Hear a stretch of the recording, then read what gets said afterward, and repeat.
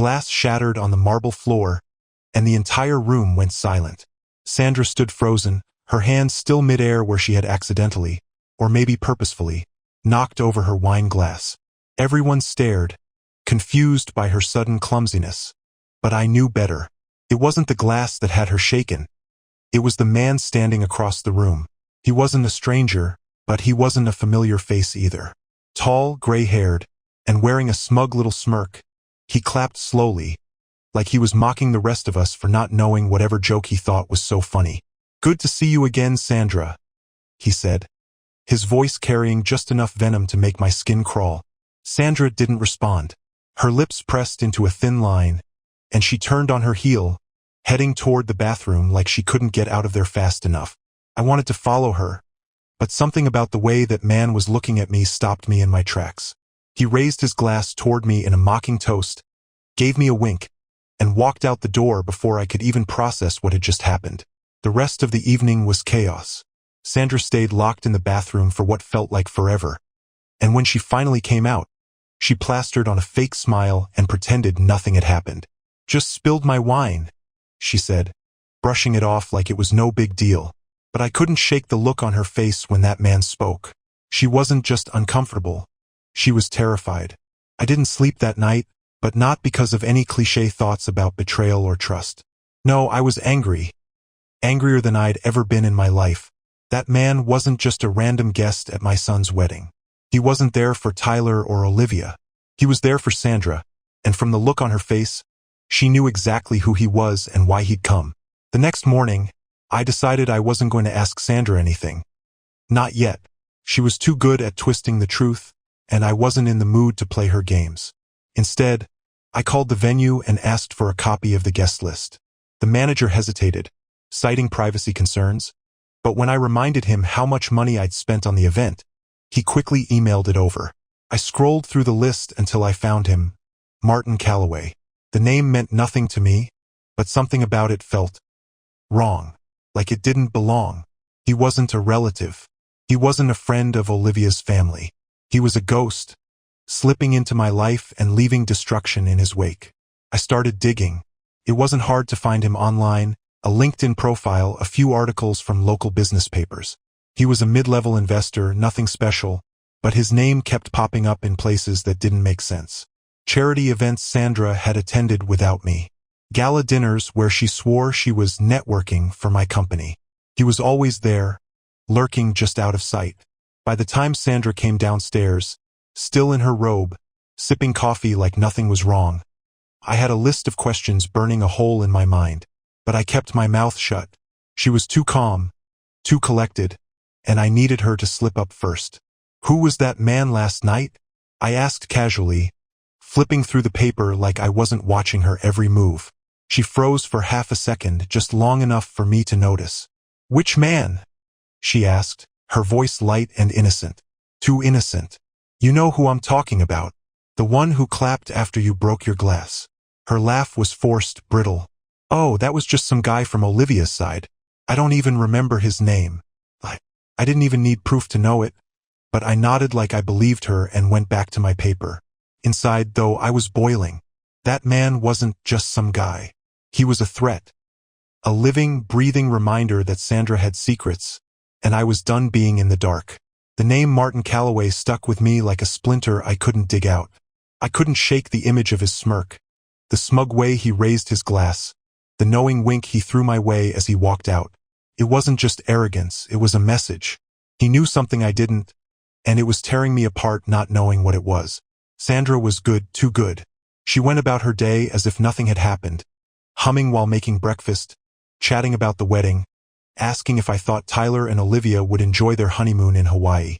I played along, biting back every urge to confront her, because I knew she'd twist my questions into paranoia. That's what she always did. Make me feel like I was overreacting while she slipped away with her secrets. I needed leverage, something she couldn't deny, so I started where any suspicious husband might, with her calendar. Sandra had always been meticulous about her scheduling, color-coded entries for meetings, events, dinners. She'd even shared access with me years ago, back when trust wasn't a question. It didn't take long to notice a pattern. For the past 2 years, There were networking dinners at least once a month. Always on the same nights Martin Calloway just happened to be attending events.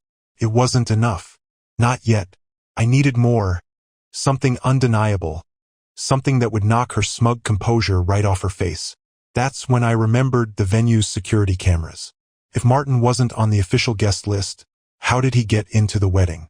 And why had he come? I called the venue manager again, this time asking for footage from the reception. He hesitated, but I reminded him of the hefty tip I'd slipped him the night before the wedding. The files were in my inbox within the hour. I waited until Sandra left to run errands before opening the footage. At first, it was just a blur of familiar faces, guests laughing and dancing, a celebration I barely remembered through the fog of my growing suspicion. Then there he was, Martin. He wasn't mingling with the other guests or even trying to blend in. He was moving with purpose, scanning the room like a predator searching for prey. And then I saw it. He spotted Sandra, walked straight toward her, and stopped inches away. I turned up the volume, heart pounding. The music was loud, but the camera had picked up just enough. "Surprised to see me?" Martin said, his voice dripping with sarcasm. Sandra looked panicked, glancing around to make sure no one was watching. "What the hell are you doing here?" she hissed. "Just paying my respects," he replied, his tone mocking. "After all, it's not every day you get to see your son get married." I froze. His son? What the hell was he talking about? Sandra stepped closer, lowering her voice. "Keep your mouth shut, or I swear." "Or what?" Martin interrupted, laughing softly.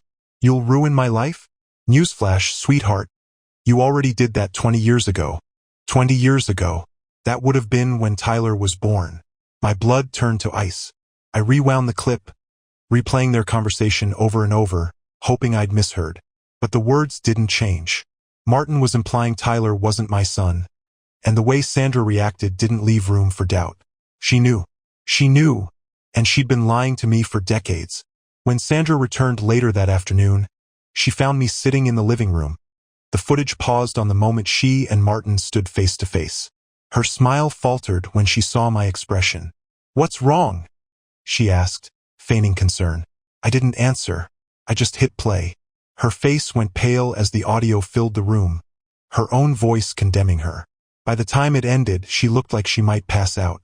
"You want to explain that?" I asked, my voice calm, almost too calm. She opened her mouth, then closed it again, searching for the right words. But there weren't any. "Not for this.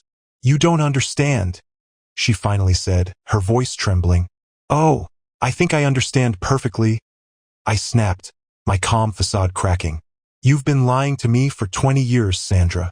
20 years. It's not what you think." "Then tell me what it is," I shouted, standing up so fast the chair scraped against the floor. "Tell me why that man had the nerve to say my son is his." She didn't answer. Instead, she did what she always did, deflected. "This isn't the time to talk about this. You're overreacting." Overreacting. I laughed bitterly. "Sandra, you've had 2 decades to tell me the truth, and you expect me to believe this isn't the time?" She crossed her arms, her composure returning, but now it was laced with defiance. "Fine," she said, her voice cold. "Yes, Martin is Tyler's biological father. But so what? You've been the one raising him, haven't you? He's your son where it matters." Felt like she'd slapped me. The casual way she admitted it, like it was some trivial detail, shattered whatever restraint I had left. "You don't get to decide what matters, Sandra.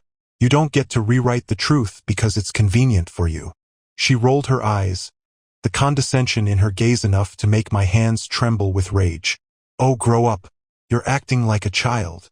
I clenched my fists, my vision going red. "I'm acting like a man who just found out his entire life is a lie. You lied to me, Sandra. You lied to Tyler. And what are you going to do about it?" She snapped, her voice rising. "Tell him? Ruin his life too. Go ahead. Destroy everything. Because that's all you're good at." Her words hung in the air like poison, but I didn't respond. Not yet. Because she was right about one thing, I was going to destroy everything. But it wouldn't be Tyler's life. It would be hers. I didn't say another word to Sandra that night. Her arrogance, the casual way she dismissed her lies, had flipped a switch in me. I wasn't going to argue or beg for more answers. Instead, I focused on what came next, getting the truth and making her pay for what she'd done. The first step was Tyler. He deserved to know the truth, but not from her and definitely not in a way that made me look like the villain. I called him the next morning and suggested we meet for lunch. He agreed, oblivious to the storm brewing. We met at a quiet Italian restaurant he loved, and for a moment I almost backed out. Looking at him, I saw the kid I'd raised. His awkward smile, his nervous laugh, the way he fidgeted with the silverware. He was my son in every way that mattered, but now there was a shadow over it all. Did he know? Did he suspect? "Dad, you okay?" Tyler asked, pulling me out of my thoughts. "You've barely touched your food." I put down my fork and met his eyes. "Tyler, I need to talk to you about something important. Something complicated." His smile faltered, replaced by concern. "What is it?" I took a deep breath, steadying myself. "It's about your mother. And about you." Over the next few minutes, I told him everything: Martin, the footage, Sandra's confession. I didn't sugarcoat it, but I didn't let my anger bleed through either. Tyler deserved the truth, not my bitterness. When I finished, he just sat there, staring at me like I'd spoken in another language. Are you saying Mom cheated on you? And Martin, he's?" I nodded, my chest tightening at the disbelief in his voice. "Yes, she lied to both of us, Tyler. For 20 years. He leaned back in his chair, running a hand through his hair. I don't even know what to say. I mean, she's my mom. But how could she do this?" "I don't know," I said honestly. "But you needed to know the truth. I didn't want you finding out from someone else." Tyler was quiet for a long time, his expression a mix of shock, anger, and sadness. Finally, he spoke, his voice low. "What are you going to do?" That was the question, wasn't it? What was I going to do? For now, the answer was simple. I'm going to make sure she can't hurt us anymore. Tyler didn't ask what I meant, and I didn't explain. He just nodded, his jaw tightening. "I'm with you, Dad. Whatever you need." Hearing that gave me strength. Sandra had underestimated me, but she'd also underestimated Tyler. This wasn't just my fight anymore, it was ours. Later that evening, I made the next move. I called my lawyer, a sharp, ruthless man named Frank who owed me more than a few favors. I told him everything, sparing no detail, and asked him one simple question. How do I take her apart without destroying Tyler in the process? Frank didn't hesitate. "We start with the finances," he said. "Separate everything. Cut off her access. If she's been hiding this for 20 years, there's a good chance she's hiding other things too." It was exactly what I needed to hear. Sandra had spent years lying to me, using my success to build the life she wanted. Now it was time to take it all back, piece by piece. Frank wasted no time. By the next morning, he had a plan in motion. First, we froze all the accounts Sandra had access to. The joint accounts, the credit cards, even the ones I'd set up for household expenses. I had no idea how much she'd been siphoning away over the years, but I wasn't about to let her bleed me dry while I dealt with the fallout of her lies. I didn't tell her, of course. Letting her discover it on her own was part of the plan. The goal wasn't just to take control, it was to rattle her, to show her that the balance of power had shifted. It didn't take long for her to notice. Around noon, she stormed into my home office, waving her phone like a weapon. "What the hell is this?" she snapped, her voice dripping with fury. "Why are all the accounts frozen?" I didn't even look up from my laptop. "You mean the accounts I earned, Sandra? The ones you've been using to fund whatever little side projects you've been hiding? Those accounts." Her face turned red, a mix of anger and panic flashing in her eyes. "You can't do this. Those are our accounts. I have a right." "No," I interrupted, finally looking at her. "You had a right when I thought you were my partner, when I believed you were honest. But after what I found out, you're lucky I'm letting you stay in this house." She scoffed, crossing her arms. "This is ridiculous. You're acting like a child, punishing me because of one mistake I made years ago." I stood up, towering over her, my voice steady but firm. "One mistake? Is that what you call it? You lied to me for 20 years, Sandra. 20 years. You let me believe Tyler was my son while you played house with my money. And now you want to talk about rights? Spare me. Her defiance faltered for a moment, but she recovered quickly, her expression hardening. You're not going to scare me, you know? You can freeze the accounts, but you can't change the past. Tyler is my son, and no amount of your childish tantrums will change that. It was almost impressive how easily she twisted the narrative, making herself the victim while painting me as the villain. But I wasn't falling for it. Not this time. You're right about one thing, I said, my tone icy. I can't change the past, but I can damn well make sure you don't benefit from it any longer. Her mouth opened to respond, but before she could, my phone buzzed on the desk. It was a text from Frank.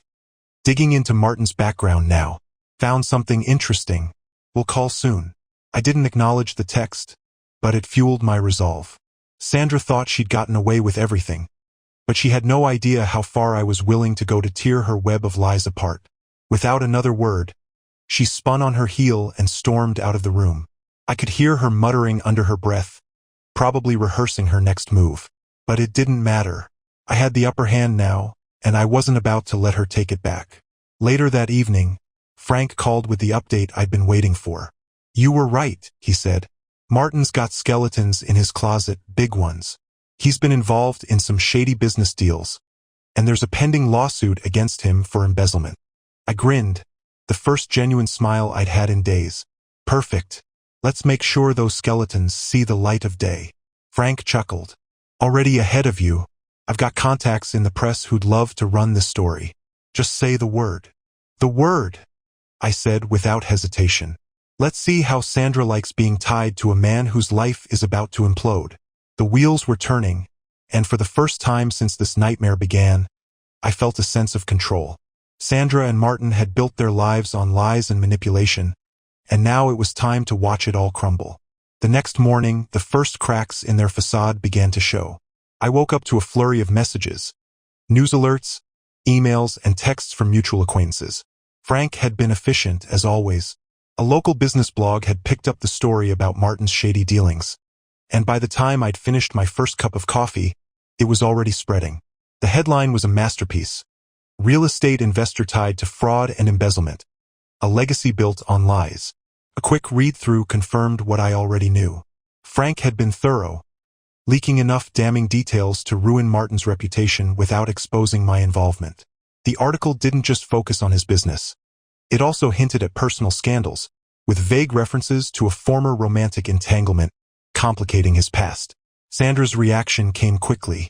I heard her on the phone in the next room, her voice tense and sharp.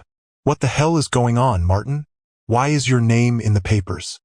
No, don't tell me to calm down. This is going to blow back on me. Do you understand that?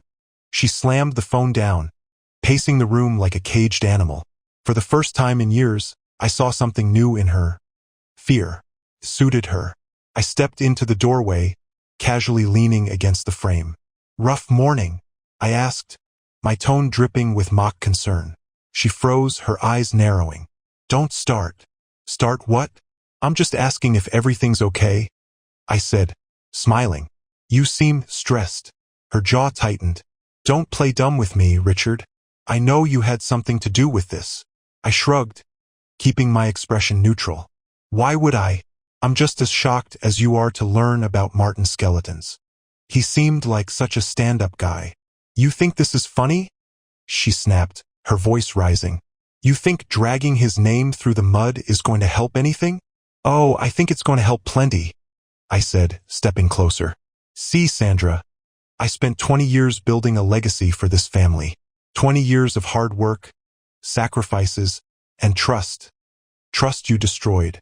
So if I have to burn down a few bridges to take back what's mine, I'm more than willing. She opened her mouth to respond, but I cut her off, my voice dropping to a cold, even tone. And don't think for a second I'm done. This is just the beginning. You wanted to lie, to manipulate, to betray? Fine. But you don't get to walk away unscathed. For the first time, she looked genuinely shaken. She tried to compose herself, but her hands betrayed her, trembling as she crossed her arms. You're insane, she muttered, her voice lacking its usual venom. Maybe, I said, turning to leave, but at least I'm not a liar. As the door closed behind me, I felt a strange sense of satisfaction. Sandra had always been the one in control, the one pulling the strings, but now the tables had turned. And I wasn't stopping until I'd unraveled every lie she'd ever told. That afternoon, Frank called again, his tone brisk. "We've got another angle. Bank records. Martin's been moving money around, big sums off the books. It looks like Sandra might be connected." My stomach twisted at the thought.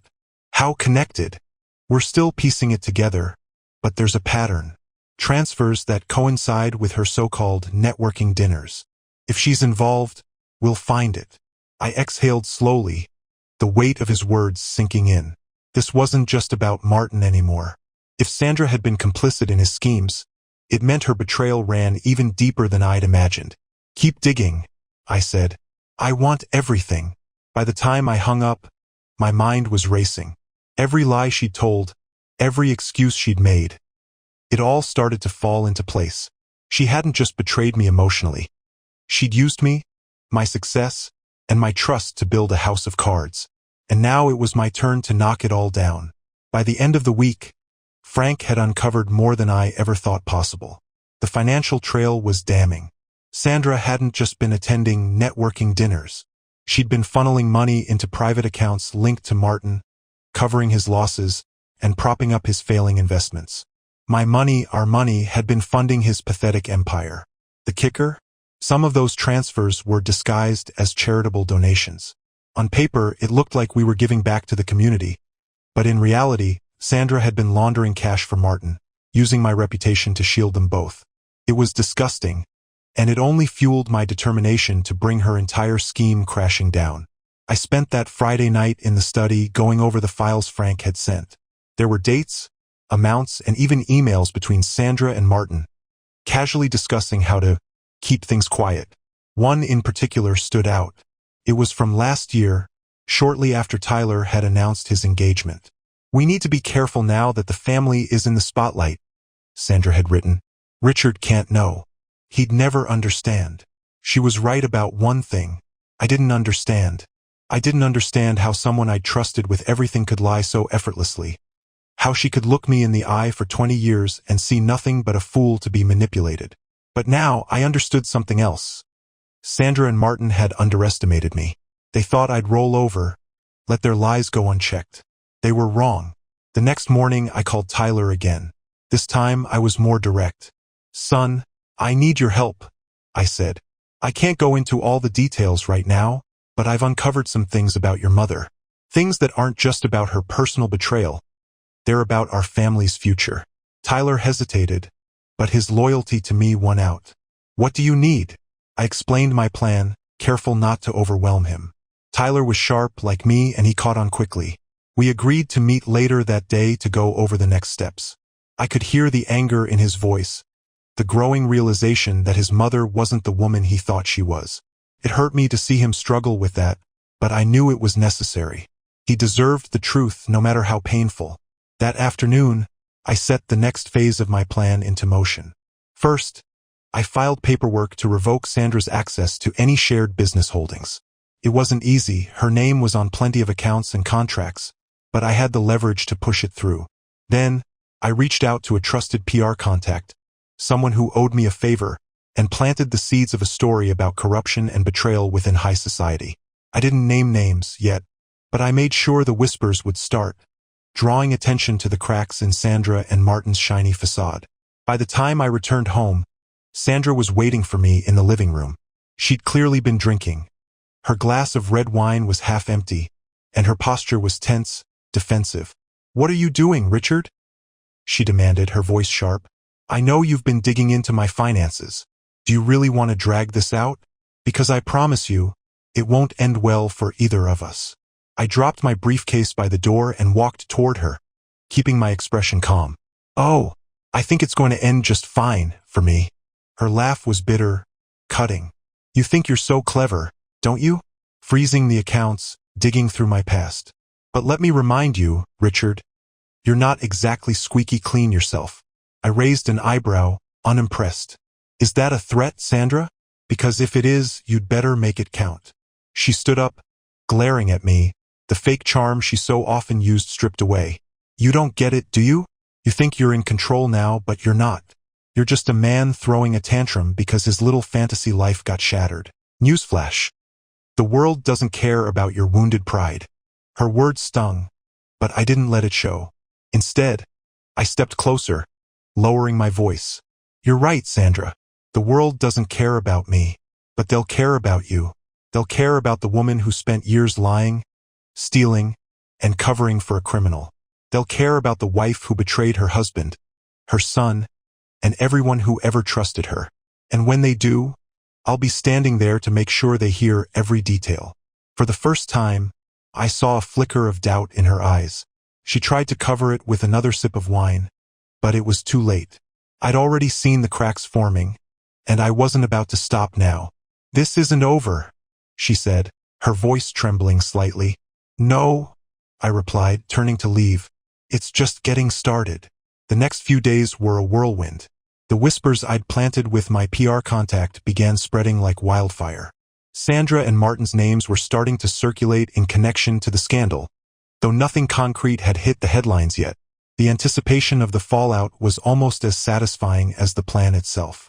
I wanted Sandra to squirm, to feel the noose tightening around her perfect little world. Tyler, for his part, proved to be an invaluable ally. He was hurt, yes, but that hurt had turned into a quiet, simmering rage.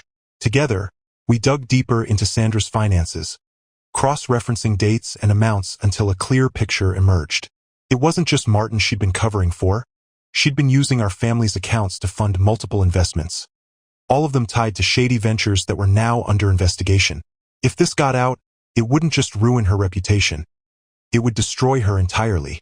By midweek, I got the call I'd been waiting for. Frank's voice was calm but edged with satisfaction. Richard, we've got the final piece. Martin's being subpoenaed for his financial records. Once those come out, there'll be no hiding his connection to Sandra. I leaned back in my chair, a sense of grim satisfaction washing over me. Good. Let's make sure the press knows exactly where to look. Frank chuckled. Already on it. Expect the first wave of coverage by tomorrow. As I hung up, Sandra walked into my office, uninvited as usual. She was dressed impeccably, her makeup flawless, but her eyes betrayed her exhaustion. She looked at me like a predator trying to gauge whether its prey was worth the effort. You're really going through with this, she said, more a statement than a question. I didn't bother denying it. You've left me no choice. Her jaw clenched, and for a moment, I thought she might lunge at me. Instead, she sat down across from me, folding her hands in her lap. You don't understand what you're doing, Richard. This isn't just about us. If you drag this out, you'll ruin everything we've built. I laughed, the sound harsh and bitter. What we've built? You mean what I've built? Don't pretend you were ever more than a leech on the side, Sandra. You didn't build this, you siphoned off it to fund your lies. You think you're so righteous, she spat, her composure cracking. But you're no saint. Do you really think Tyler will thank you for this? For destroying his family? I leaned forward, my voice cold as ice. Tyler already knows, Sandra. I told him everything. And do you know what he said? He said he's with me because, unlike you, I don't lie to his face and pretend it's love. Her mask slipped entirely then. For the first time, she looked afraid. Not just angry, not just defensive, but truly afraid. You're going to regret this, she whispered, her voice barely audible. Maybe, I said, leaning back, but not as much as you're going to regret betraying me. The next morning, the news broke. Every major outlet in New York was running the story. Real estate power couple scandal. Secrets, lies, and embezzlement. The articles didn't name Sandra outright, but the insinuations were clear. Martin was the focus, but his connection to a prominent New York family was impossible to ignore. Sandra's phone didn't stop ringing all day. I watched her pace the house, snapping at anyone who dared call her. No comment. She barked into the receiver more times than I could count. Her carefully curated world was unraveling, and there wasn't a damn thing she could do to stop it. That evening, I found her in the living room, a glass of wine in her hand and tears streaking her perfectly made-up face. For a moment, I almost felt sorry for her. Almost. But then she looked at me, her eyes filled with venom. Are you happy now? She demanded, her voice shaking. You've ruined me. I stepped closer, my expression unreadable. No, Sandra. You ruined yourself. I'm just making sure everyone knows it. She threw the glass against the wall, the shatter echoing through the room. You're a monster, she screamed. I didn't flinch. Takes one to know one, I said, turning and walking away, leaving her alone in the wreckage she'd created. The next morning, the fallout hit its peak. Headlines splashed across every major outlet now named Sandra directly. Prominent New York philanthropist linked to financial scandal. Allegations of embezzlement and deception. Her face was plastered alongside Martin's, their association now undeniable. The press wasn't holding back, and I made sure of it.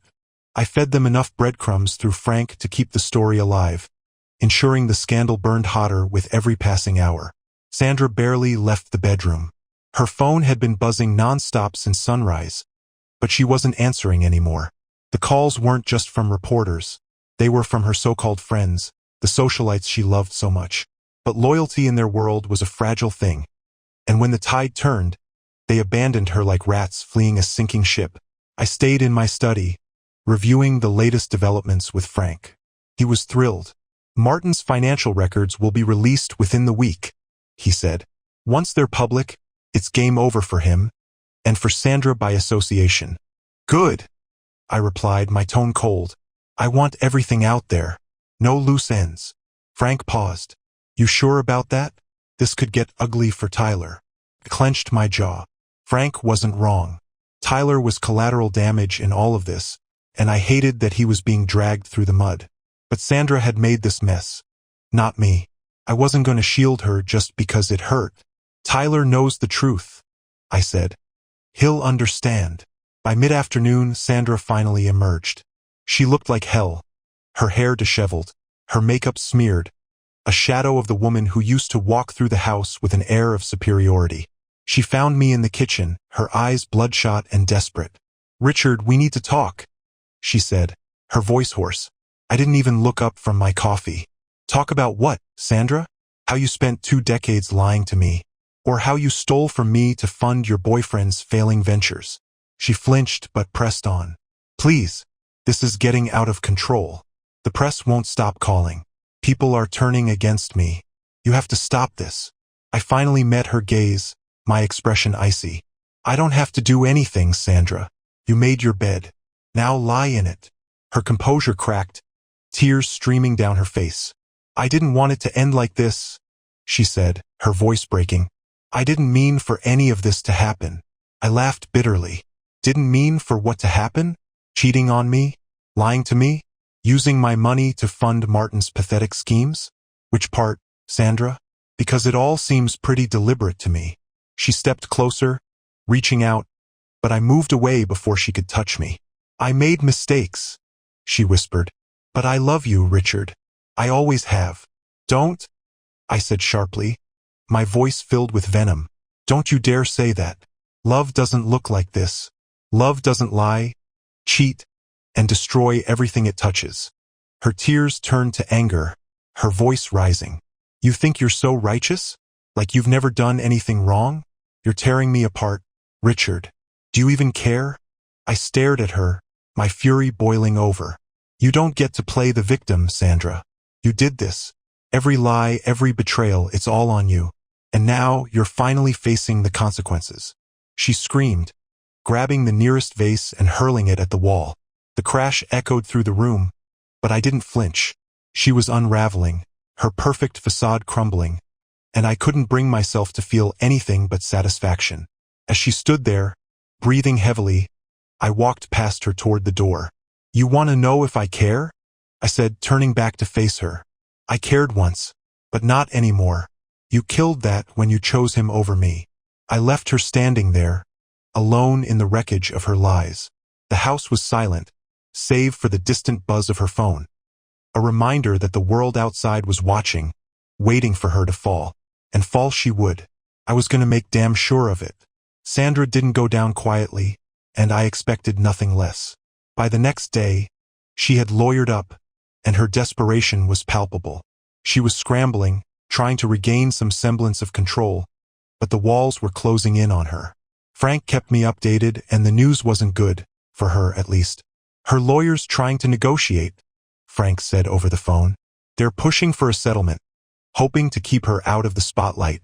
Not a chance, I replied coldly. She doesn't get to escape this. Let her feel every consequence of what she's done. Frank chuckled darkly. I figured you'd say that. Don't worry, we're not giving them an inch. The press is still digging, and Martin's records are damning enough to sink them both. By the time this is over, she'll be lucky to have a dime to her name. The thought brought a grim smile to my face. Sandra had lived off my success for 2 decades, using my trust as a stepping stone for her deceit. Now, she was watching it all collapse, and there wasn't a thing she could do to stop it. Later that day, Tyler came by. He looked more composed than the last time I saw him, but I could tell the weight of everything was still pressing down on him. We sat in the study, the silence heavy before he finally spoke. I saw the news, he said, his voice tight. Mom called me this morning. She's freaking out. I nodded, waiting for him to continue. She tried to guilt me into taking her side, he admitted, his jaw clenching. Said you were trying to ruin her life, that she made one mistake, and you're blowing it out of proportion. I laughed bitterly. One mistake? Is that what she's calling 20 years of lies and betrayal? Tyler shook his head, his expression pained. I don't believe her. Not anymore. But it's hard, you know? She's still my mom. I know, I said, my tone softening. And I don't expect you to hate her, Tyler. But I need you to understand, this isn't just about what she did to me. It's about what she's been doing to all of us. He nodded slowly, his gaze dropping to the floor. I get it. And I'm with you. I need some time to process. I reached out, gripping his shoulder firmly. Take all the time you need. Just know that I'm proud of you for standing by me. As he left, I felt a pang of guilt. Tyler was caught in the crossfire, and no matter how much I tried to shield him, he was still paying the price for Sandra's choices.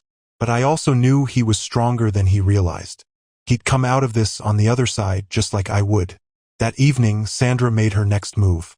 She stormed into my study without knocking, her face a mask of fury and desperation. Enough, Richard, she hissed. You've made your point. The whole city knows about Martin and me. You've humiliated me, destroyed my reputation, and turned Tyler against me. What more do you want? I leaned back in my chair, staring at her with icy detachment. What I want is simple. I want you out of my life. Permanently. Her laugh was sharp, almost hysterical. You think it's that easy? You think you can just erase me like I never existed? Erase you? I repeated, my voice calm but cutting. Sandra, you've done that yourself. You lied to me, used me, betrayed me. The woman I married doesn't exist. You're just a stranger wearing her face. She flinched at my words, but her defiance didn't waver. Fine, she spat. You want me gone? Then buy me out. Pay me for the years I spent building this life with you. I stood, towering over her. Building this life? You didn't build anything, Sandra. You stole. And I don't owe you a damn thing. Her face twisted with rage. You'll regret this, she snarled. I'll make sure of it. I leaned in closer, my voice low and steady. The only regret I have is trusting you. Now get out of my study.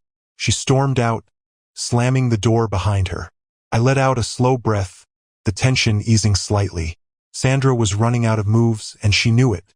The only thing left was to watch her crumble, and ensure she couldn't take me down with her. The unraveling reached its peak the next morning. As expected, the media frenzy surrounding Martin's financial records had reached a boiling point.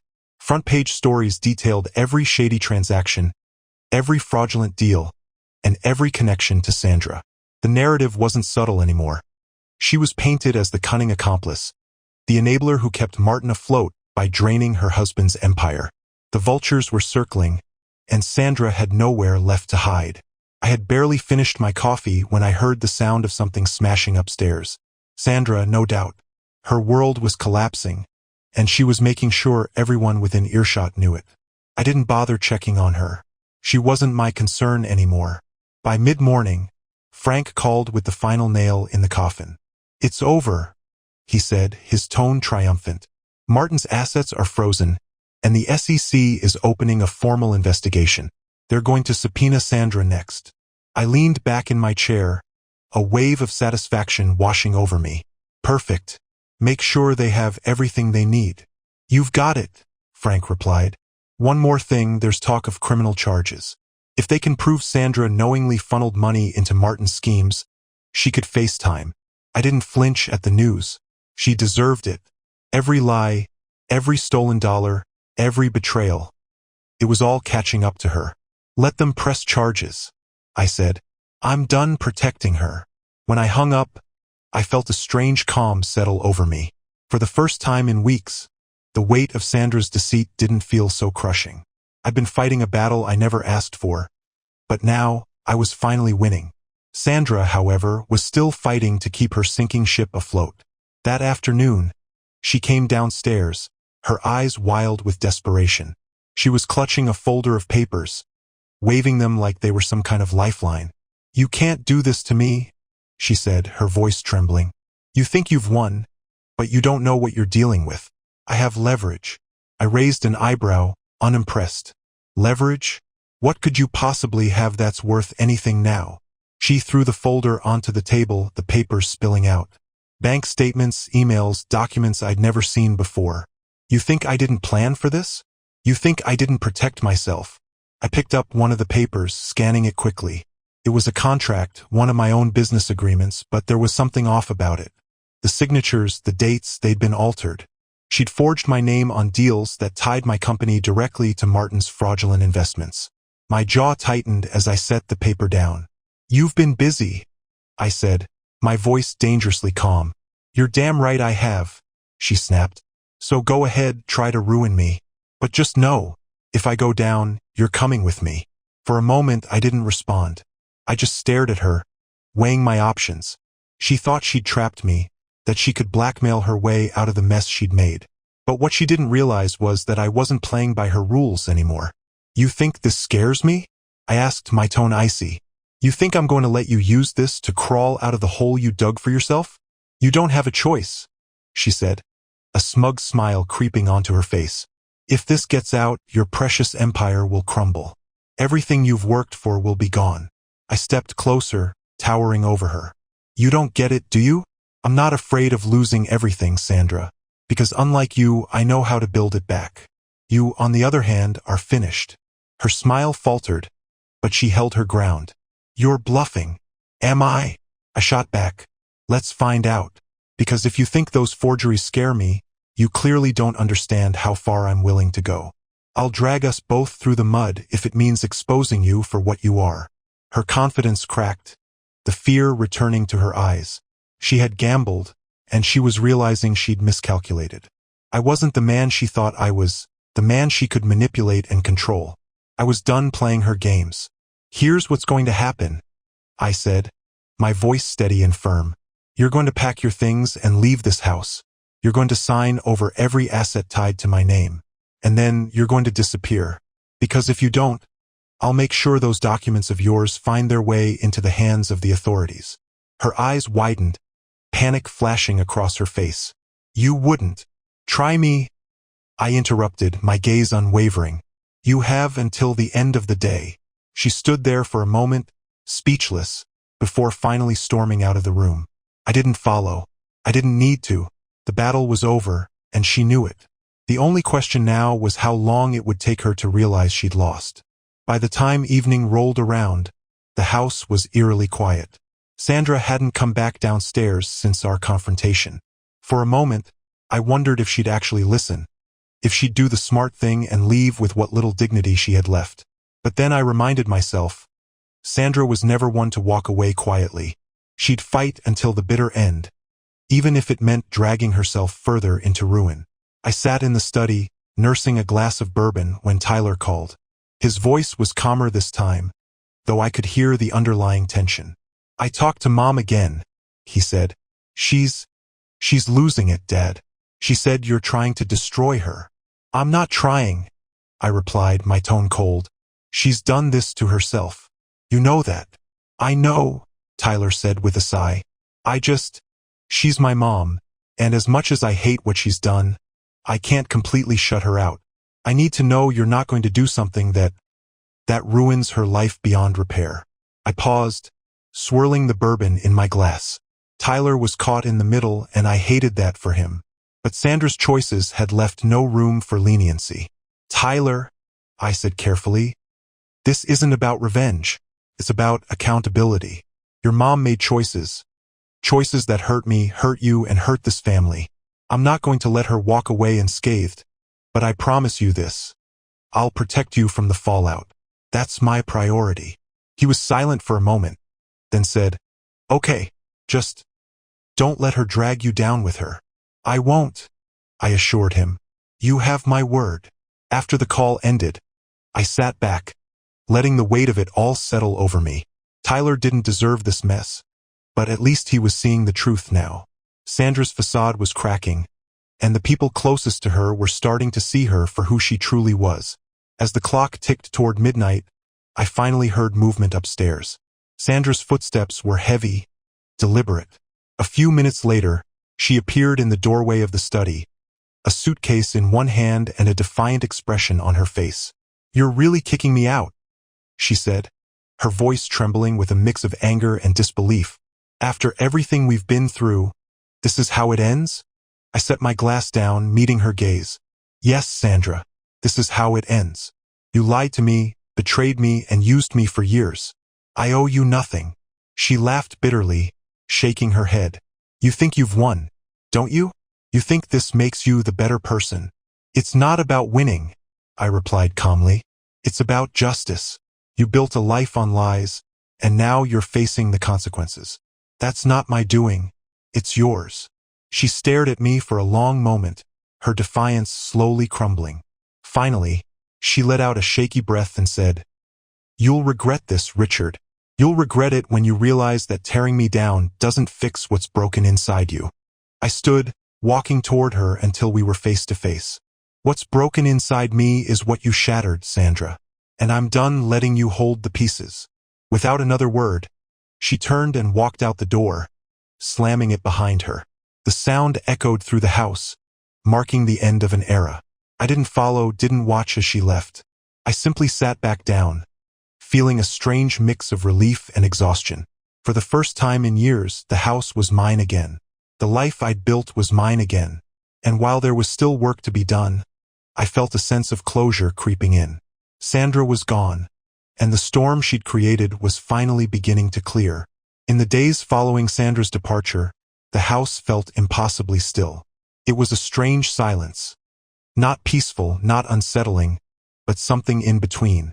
For the first time in years, I could breathe without the weight of her lies pressing down on me. The media storm continued to rage outside, but inside these walls, it was just me, the truth, and the aftermath. Tyler came by a few days later.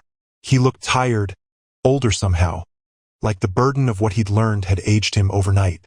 We sat in the kitchen, the same place where so many lies had been told over the years, and talked openly for the first time in what felt like forever. She's staying at a hotel downtown, he said quietly. She called me yesterday, trying to explain herself. I didn't even know what to say. You don't owe her an explanation, I said firmly. She made her choices. Let her live with them. He nodded, staring at his hands. It's hard, though. She's still my mom, no matter how angry I am at her. I know, I admitted, and I don't expect you to cut her out completely, but you don't have to excuse her either. There's a difference. He looked up at me, his eyes searching. Are you okay, Dad? After everything? I took a deep breath, considering his question. I'm getting there, I said honestly. It hurts. More than I thought it would. But it's a clean hurt, if that makes sense. It's not tangled up in lies anymore. And that's something. Tyler smiled faintly, and for the first time in weeks, I felt like we were on solid ground again. He didn't stay long, but before he left, he hugged me. Tight, like he needed it as much as I did. In the weeks that followed, the world moved on.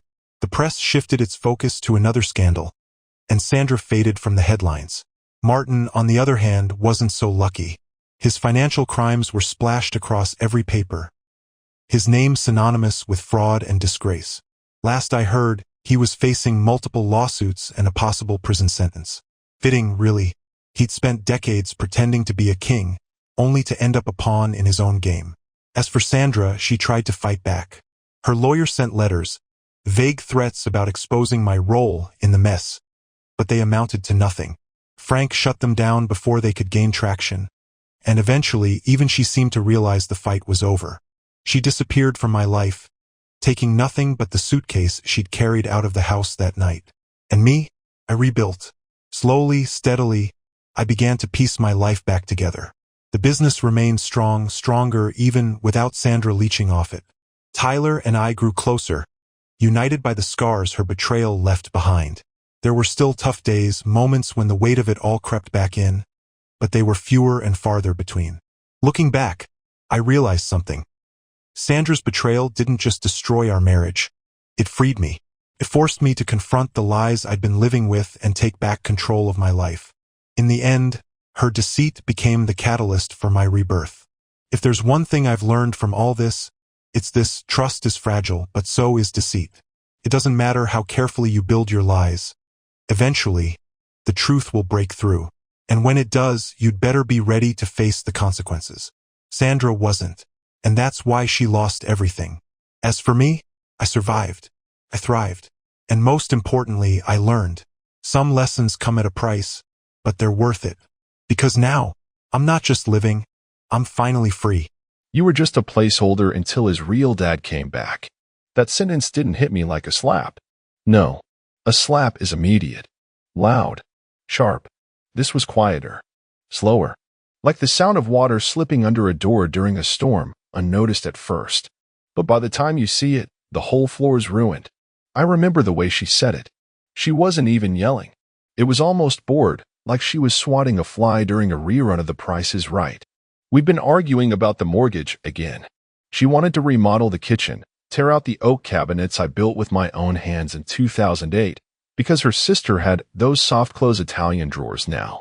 I told her no. Not now.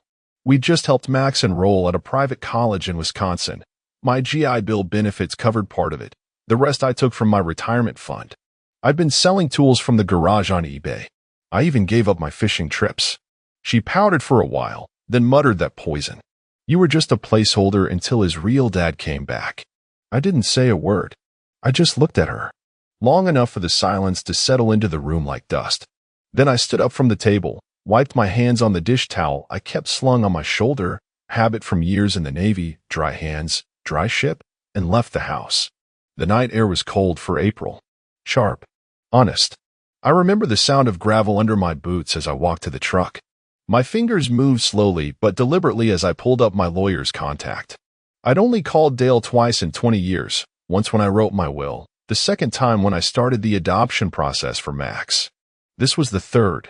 Dale, I said, I need to reverse something. There was a pause. You all right, Tom? He asked, sounding more human than lawyer. I will be. I ended the call before he could ask more questions.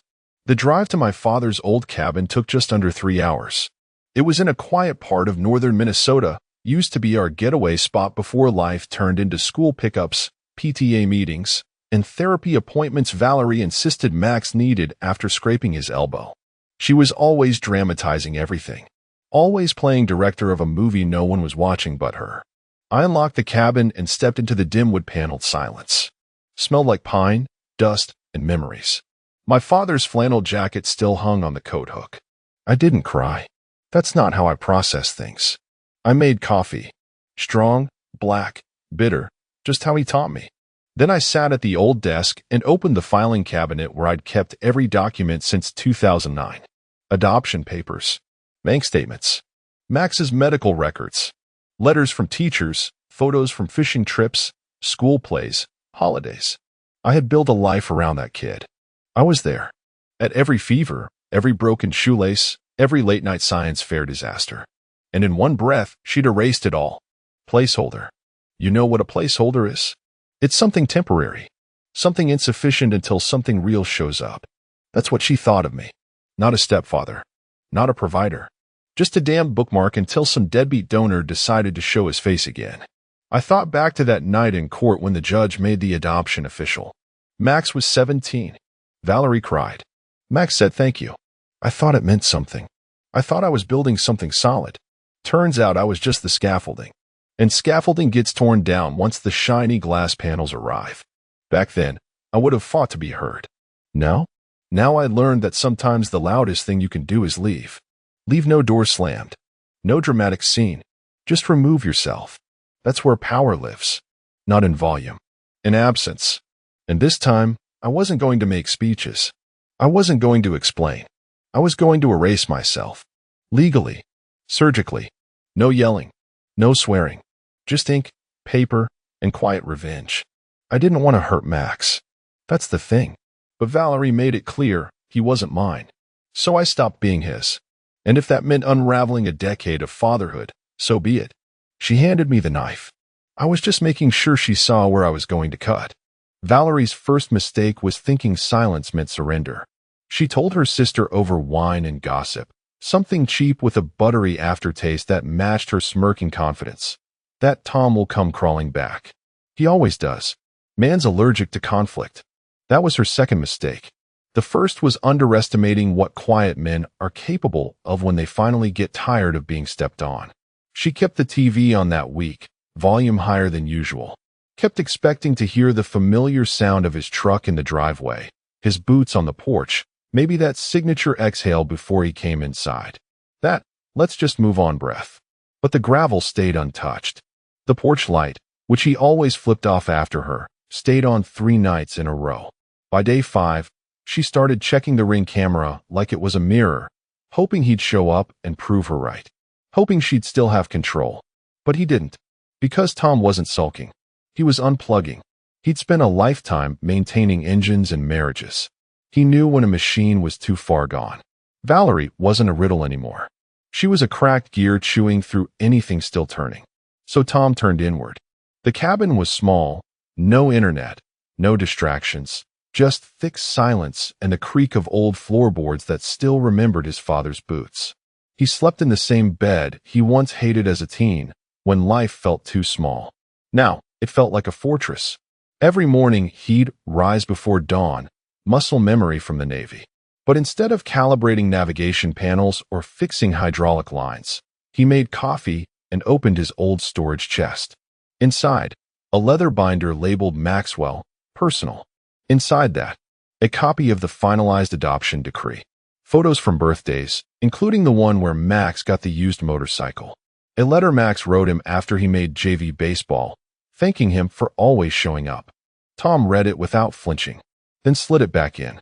This wasn't about nostalgia. It was inventory. He began categorizing everything. Dates, signatures, medical decisions he'd approved, school registrations he'd filled out. Every document that proved, I was there. I did the job. She just decided to rewrite the history. Meanwhile, back home, Valerie still played the role of misunderstood queen. She told the neighbors, Tom's decompressing. She told the church ladies, he's having a little post-retirement crisis. Then she made the mistake of checking his GPS location through their shared AT&T account. It pinged outside of St. Louis County, right at the cabin. She called. No answer. She texted, just checking in. Let's talk when you're less emotional. He read it. Didn't reply.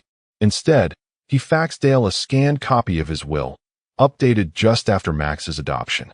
The one that put 80% of everything he had in Max's name. He asked Dale a simple question.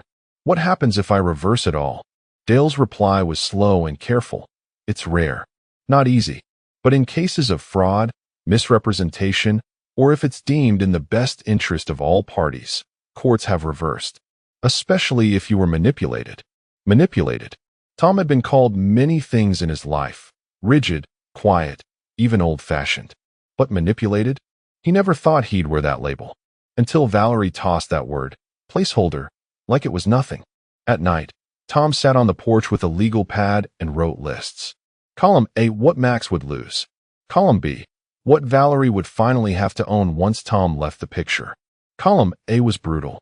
Max would lose the GI Bill inheritance. The cabin. His stake in the rental duplex in Duluth. A trust account set up from Tom's Navy pension. The rights to call the only consistent man in his life Dad. But Tom kept looking at one thing at the bottom of column B. Valerie would lose control. And that, he decided, was worth everything. Not out of spite, not out of malice, just out of balance. She called him a placeholder? Then she could find someone else to hold the damn place. The first ripple started in the teacher's lounge. Mrs. Dugan, the history teacher with an overbite and zero poker face, mentioned offhand that Mr. Larson hasn't picked Max up in a while. Another teacher raised an eyebrow. You mean his dad? Well, stepdad, right? She said. But still, he was always around. Valerie had built her persona in that school like a set piece in a high-budget drama, smiling too wide at PTA meetings, bragging about Max's grades even when he barely scraped by, hosting those awful fundraisers that involved too many cupcakes and not enough actual funds. So when she strutted in wearing her usual control-freak perfume and faux humility, someone asked gently, "Haven't seen Tom lately?" She barely missed a beat. "He's on a spiritual retreat," she said. "Off the grid. Nature and all that. You know Tom. So dramatic when he gets stressed." Chuckles followed. Shrugs. The usual nods of polite disbelief. But the cracks had started. The next day, Max got into a scuffle outside the chemistry lab. Nothing serious, just a dumb exchange with another kid over a group project. Hormones and homework. Typical. But the counselor, Ms. Brent, was required to talk to him anyway. She'd always liked Max quiet, polite, with that hollow politeness kids were when they've learned not to ask too many questions at home. She asked him what was wrong. "I just wanted to go home," he mumbled. She offered a tight smile. "Want me to call your mom?" Max looked at his hands. Shrugged. "Can you call my dad?" Ms. Brent nodded. "Of course. What's his number?" And then Max hesitated. It wasn't long. But in silence, time stretches. He blinked, then said, I think he changed his phone." She tilted her head. "Your dad changed his number and didn't tell you?" "No. He's away right now," Max said. And suddenly he looked much younger than 17, like a child sitting in a too large chair. Later, Valerie was summoned. She gave her performance. Calm, in control, slightly annoyed that school staff couldn't just manage these little blips without her. She blamed Tom's absence on his late-life crisis and said they were giving each other space. "It's honestly healthy," she added. "Max knows everything's fine." But Ms. Brent, who had seen enough divorces and enough lies dressed in yoga pants, simply nodded and filed it away. Meanwhile, 3 counties away, Thomas sat across a thick oak desk from his estate attorney, a man who smelled like coffee and carbon paper. He slid a manila envelope across the table. Copies of the adoption decree, bank transfers, guardianship authorizations. Everything with my name on it that ties me to Max. The attorney, Richard Gaines, was older than Tom, but still sharp as a tack. "You want to unwind it all?" he asked, not hiding his skepticism. "That's rare. Messy. I know. Why now?" Tom didn't blink. "Because my role ended the day she decided I was never real." Gaines leaned back. "Courts don't usually entertain reversals. But if there was fraud, manipulation, intentional deception, and if the adopted child is near or past majority age, it's technically feasible. You'll need a psychological rationale." Tom raised an eyebrow. "Psychological? The burden's on you, Tom. You have to show this is in your best interest. That continuing the legal tie causes harm. You sure you want that on record?" Tom took a breath. Measured. Precise. Keeping a legal bond to a kid whose mother only saw me as a stand-in? That's the harm. Gaines nodded, quietly impressed. "You've thought this through." "I had 10 years, Tom said, and a week of silence to really sharpen it." They spent the next 2 hours outlining the timeline. What Tom had paid, what rights he had exercised, the emotional and financial investment. But more than that, Gaines needed to establish motive. Not revenge, not resentment. Release. So Tom told the story cleanly, clinically, like reporting a ship's damage log. He ended with, "She said it like I was an actor in the wrong scene. As if the real script finally resumed, and I was just the guy holding the cue cards." Gaines exhaled slowly.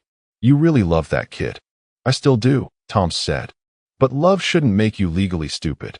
That night, as Valerie posted a filtered photo of herself drinking white wine by the fireplace with the caption "Self-Care Sundays Nail Polish Sparkles," she had no idea that across the state, a legal motion was being drafted that would detonate her entire financial scaffolding. The whispers were growing, and soon, the silence she mocked would become the thing that devoured her. The worst betrayals don't scream. They whisper from the corners of your blind spots. Thomas wasn't digging for dirt. That's what made the discovery so jarring. He was cataloging, organizing his usual methodical self. Years of Navy logistics trained him to track patterns, and this was no different. But instead of missile specs or crew rotation logs, he was combing through legal records, tax documents, medical authorizations. Every scrap that proved his decade of presence wasn't imagined. Then, purely out of habit, he checked the old backup drive. The one from his desktop PC back home. He'd pulled it from the machine the night he left and tossed it in the bottom drawer of his father's desk at the cabin. He hadn't even remembered why until he saw the folder. /users Valerie documents a chat /. It wasn't encrypted, not hidden, just forgotten, like a nail left on the floor, small, but enough to burst a tire. Inside were exported message logs from Valerie's iCloud sync. Most were mundane. Gossip with her sister. Meal plan PDFs. But one name made Thomas pause. Mitch, Max's bio. He opened the thread. At first, just short messages. Nothing illegal, but increasingly intimate in tone. Mitch, does he know I'm in town? Valerie, of course not. He'd crap his pleated khakis. Then, Mitch, how long until he signs the next tuition check? Valerie, next week. Mr. Wallet always comes through. Mr. Wallet. She had given him a nickname. Not out of affection, but as a punchline. Tom sat back in his chair. The floor creaked beneath him like it, too, didn't know how to hold the weight of that phrase. Mr. Wallet. Not Thomas. Not Max's dad. Just the convenient ATM bolted to the emotional side of her convenience marriage. There were more. Mitch, you sure he doesn't suspect? Valerie, he's too busy fixing the garage to realize he's not even in the house anymore. That one made Tom laugh. Just once. A dry bark. The kind of laugh you make when pain turns into observation. Because she wasn't wrong. He had been too busy being reliable to notice he was irrelevant. He printed every exchange, even the short ones. Highlighted dates. Noted tone shifts. Constructed a timeline showing that she'd resumed contact with Mitch 6 months before the adoption went through. That wasn't just cruel. That was calculated deception. He brought the file to Gaines the next morning. Said nothing as the attorney flipped through pages, his eyes narrowing behind tortoiseshell glasses. You're telling me, Gaines finally said, that while she was petitioning you to make it legal, she was already planning to let Mitch back in the picture? Tom nodded. And calling you. Mr. Wallet. Tom didn't flinch. Yeah, that one was bold. Gaines leaned forward, interlacing his fingers. This changes everything. How so? If we present this as a material misrepresentation during the adoption process. She never disclosed ongoing communication with the biological father. That's not just ugly, it's legally relevant. You were induced to adopt under false pretenses. Tom exhaled slowly. So I have a case? A real one, Gaines confirmed. It's still uphill. But with this, you're not just asking for a reversal. You're showing the court why you should have never been asked to sign in the first place. Tom left the office with a fresh file folder under his arm and something colder in his chest than anger. Purpose, not rage. That was too messy. Rage clouded judgment. This was a man with charts, dates, highlighted receipts of betrayal. He wasn't seeking justice. He was correcting a record. Back at the cabin, he pinned a photo of Max, age 10, fishing pole in hand, grinning like summer had no end, onto the corkboard beside his desk. Not to mourn, to remember. Because Valerie thought the man she mocked as Mr. Wallet wouldn't fight back, would just fade like a backup file. But Tom had spent a lifetime charting storms before they ever reached the radar. And this time, he was the storm. Quiet, predictable, and devastating. The letter came on a Tuesday. Valerie was halfway through microwaving one of her clean-eating lunch bowls, chicken breast, quinoa, and whatever green thing Instagram was obsessed with that week, when the doorbell rang. She shuffled over in her fuzzy socks, annoyed the delivery driver didn't just leave it like usual. It wasn't a package. It was a man in a brown uniform with a clipboard and a sharp, tired look. Certified. Need a signature. She raised an eyebrow. From who? Thomas Larson's attorney. She laughed. Right there, at the threshold.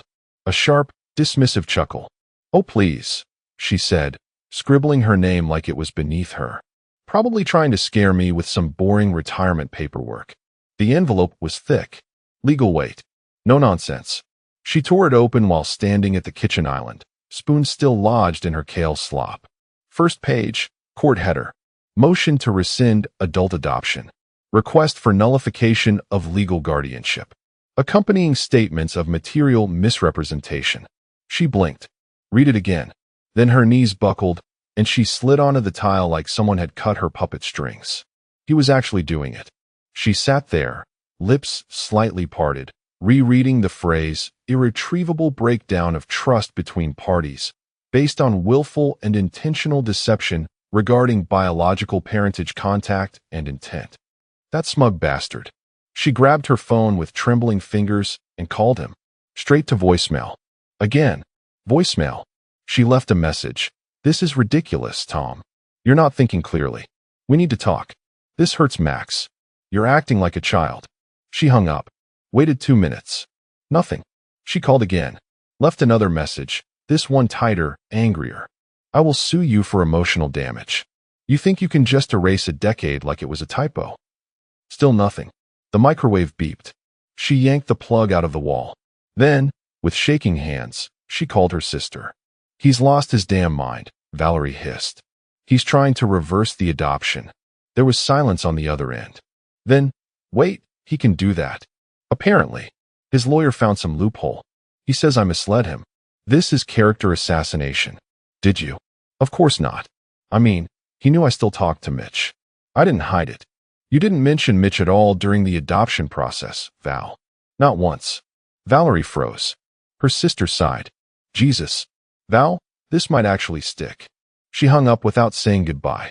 She stormed through the house, flinging open drawers, rummaging through files. Her copies of the adoption papers were there, pristine, untouched since the day she'd paraded them at brunch. Back when she bragged about how official Tom made everything. He put it all in Max's name, she'd told her friends. So generous. Now, those same papers felt radioactive. She picked up the phone again, dialed Tom's number. Let it ring 10 times. Pick up, you coward, she hissed into the silence. When it went to voicemail again, she screamed. Full-throated animal. Slammed her phone on the granite counter. It didn't crack, but her composure did. She typed out a text. You think this is over? You don't get to disappear and destroy everything. I'll take this public. You'll look insane. You have no idea what you're starting. The phone stayed mute. Tom wasn't fighting her. He wasn't debating. He wasn't explaining. He was absent. And it was unbearable. He didn't need to yell. He let the legal language do the screaming for him. And that silence? That terrifying, bottomless quiet. It was the sound of all her power evaporating. She arrived 10 minutes early, hair curled like it was a date, not a reckoning. Her perfume hit the lobby before her heels did, a synthetic sweetness that used to make Tom feel like he was home. Now it just smelled like a mouse trying too hard. She'd insisted on the meeting, over and over. For Max's sake, she'd said. You owe him that much. Gaines had asked Tom if he wanted to avoid it entirely. You don't have to be in the room, you know. But Tom agreed. Not out of closure. Out of courtesy. The last one she'd ever get. He sat at the far end of the table, arms folded, expression unreadable.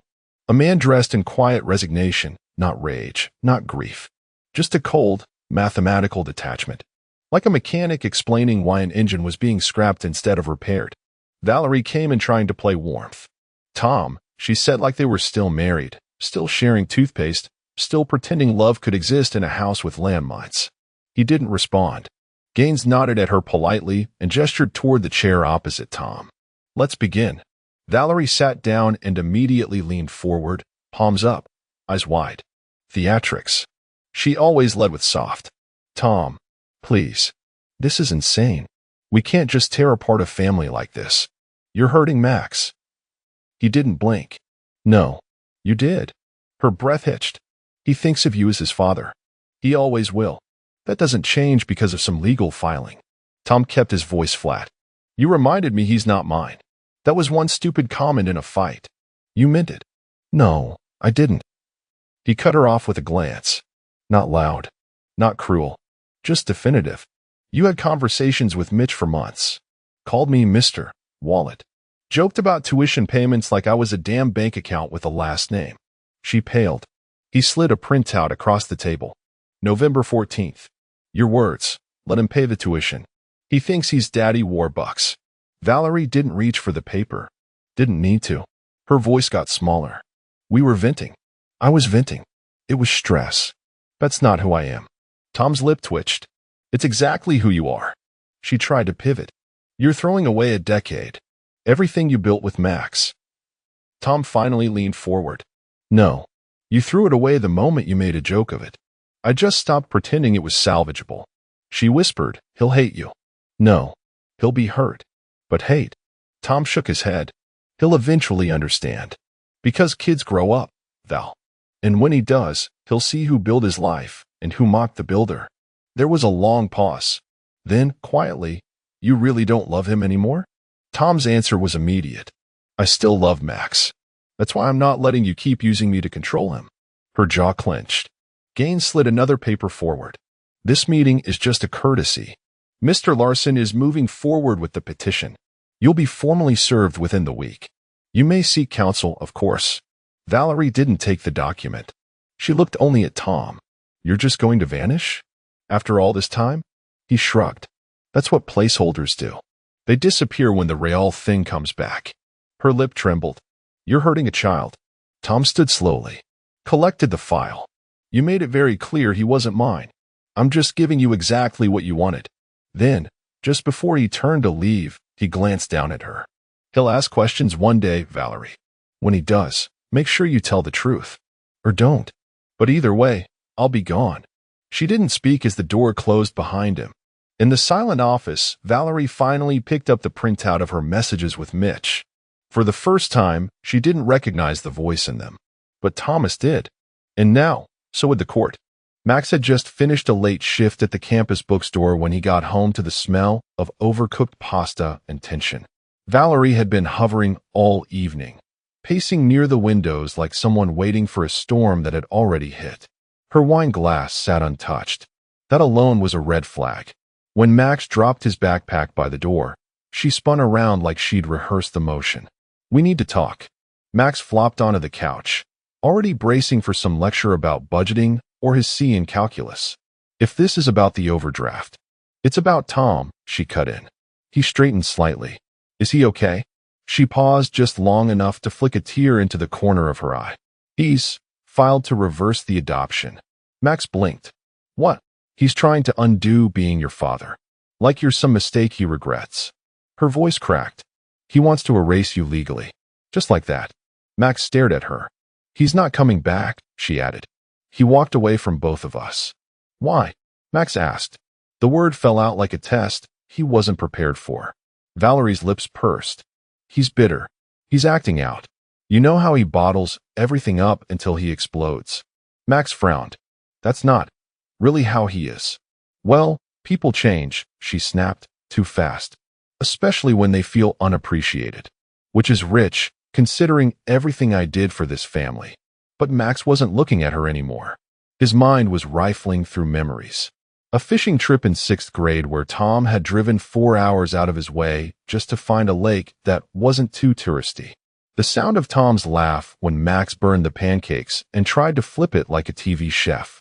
The night he had a fever of 104, and Tom sat by his bed with cold cloths until morning, whispering, "We've got you, kiddo." He remembered the slow, patient way Tom had taught him to throw a baseball, and the even slower, more patient way he taught him to apologize after snapping at Valerie. And now this man, who never raised his voice, had done something Max had never imagined. Left. Max's hands were trembling when he pulled out his phone. Is it true, he typed, then erased it. I don't understand. Gone. Finally, he typed 2 words that hurt more than anything else he could think of. I'm sorry. He hit send before he could second-guess it. Miles away, in the quiet of his cabin, Tom was setting a kettle on the stove when the message came through. The screen lit up, soft and blue against the evening dim. Max, I'm sorry. He stared at it. 3 seconds. 5. 10. His thumb hovered above the screen, just inches from the reply. He could say it's not your fault. He could say I still love you. He could even say I miss you too. But Tom had read every word Valerie sent to Mitch. And he knew now what Max didn't. That sometimes love wasn't enough to survive in a house built on lies. That good intentions could still leave scars. So he set the phone down, face down. The kettle whistled behind him like a silent alarm. Max sat in silence, still staring at the screen. 3 dots never appeared. Valerie, standing in the hallway pretending not to watch, said gently, I know it hurts, sweetie. Max didn't answer. Because even at 18, with the world pressing in on all sides, he could feel something she hadn't expected. The absence of noise. The silence that used to mean comfort, presence. A man who never needed to say much to make you feel safe. Now that silence felt like distance. And he couldn't tell yet if it was punishment, protection, or both. Valerie had convinced herself it couldn't be that bad. She'd always assumed Tom was the type of man who bluffed. He'd never actually follow through on something that drastic. Filing to reverse the adoption was a tantrum, a late-in-life identity crisis with paperwork. He just needed time, she told herself. Time to realize how much they needed him. How Max still saw him as a father. How she, despite the unfortunate word choice, had never truly meant to cut that deep. But the papers arrived anyway. Official court filings. Dates. Signatures. Her name, printed alongside phrases like willful misrepresentation, emotional manipulation, and undue inducement to legal adoption. The legal reality was tightening around her like a tourniquet. So she did what she always did when cornered, she reached for control. And in her mind, control meant money. She could lose the relationship, the facade, the upper hand, but if she had financial stability, she'd still land on her feet. Valerie booked an appointment with their longtime accountant, George Kilpatrick. He'd been Tom's guy for years, a wiry man with liver spots and a soft spot for bad dad jokes. She wore her best cashmere sweater, carried the sleek leather folio Tom had gifted her 2 Christmases ago, and rehearsed her script on the drive-in. I just want to make sure things are properly structured, she began, laying the charm on like frosting. You know, in light of this temporary separation. George adjusted his glasses and opened the file on his monitor. I figured you'd come in eventually. I wasn't sure if Tom had told you yet. She smiled tightly. Told me what? George hesitated. That he updated everything. His will. Trust. Beneficiaries. Valerie's smile froze. When? Last fall, George said. After the adoption finalized. She blinked. I thought it was still the same structure we had before. George shook his head. No, ma'am. Once Max became legally his son, Tom rewrote the estate. Left nearly everything to him. He paused, trying to soften the blow. 85%.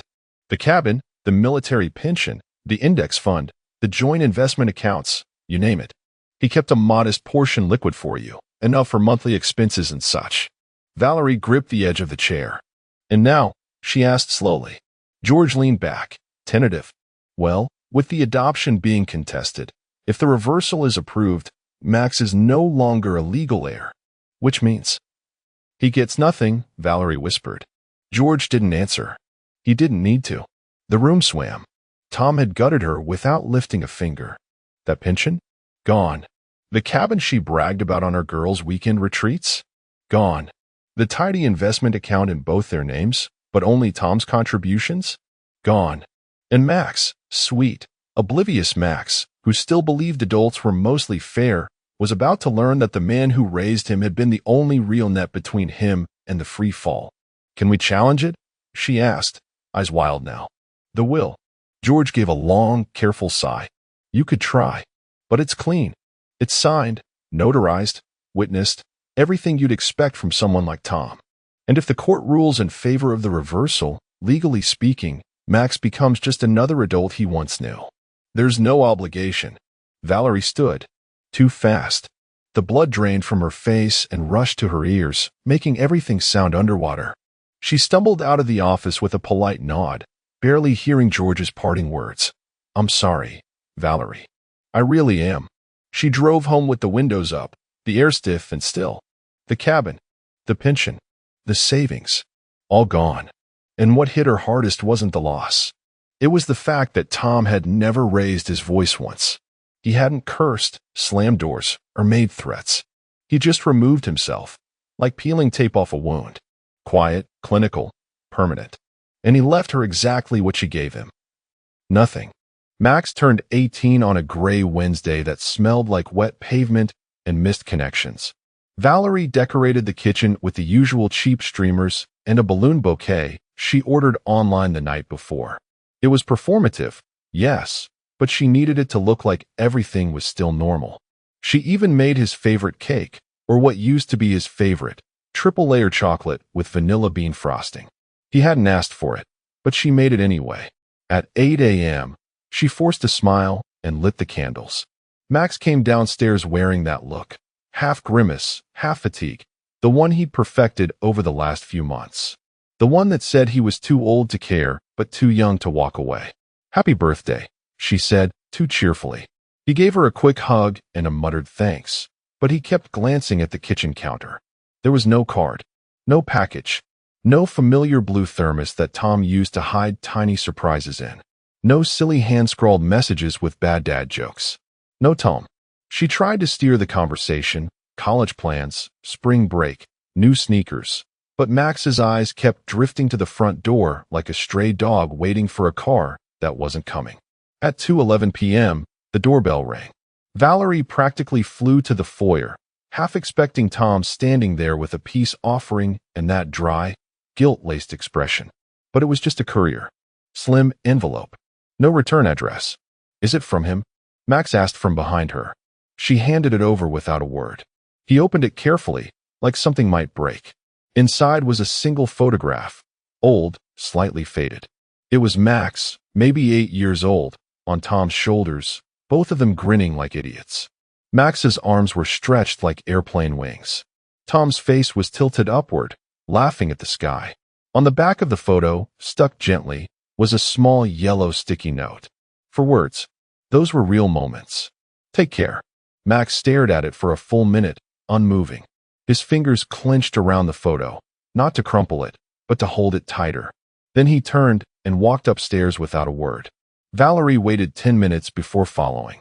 She found him sitting on the floor of his room, back against the bed, the photo still in his hands.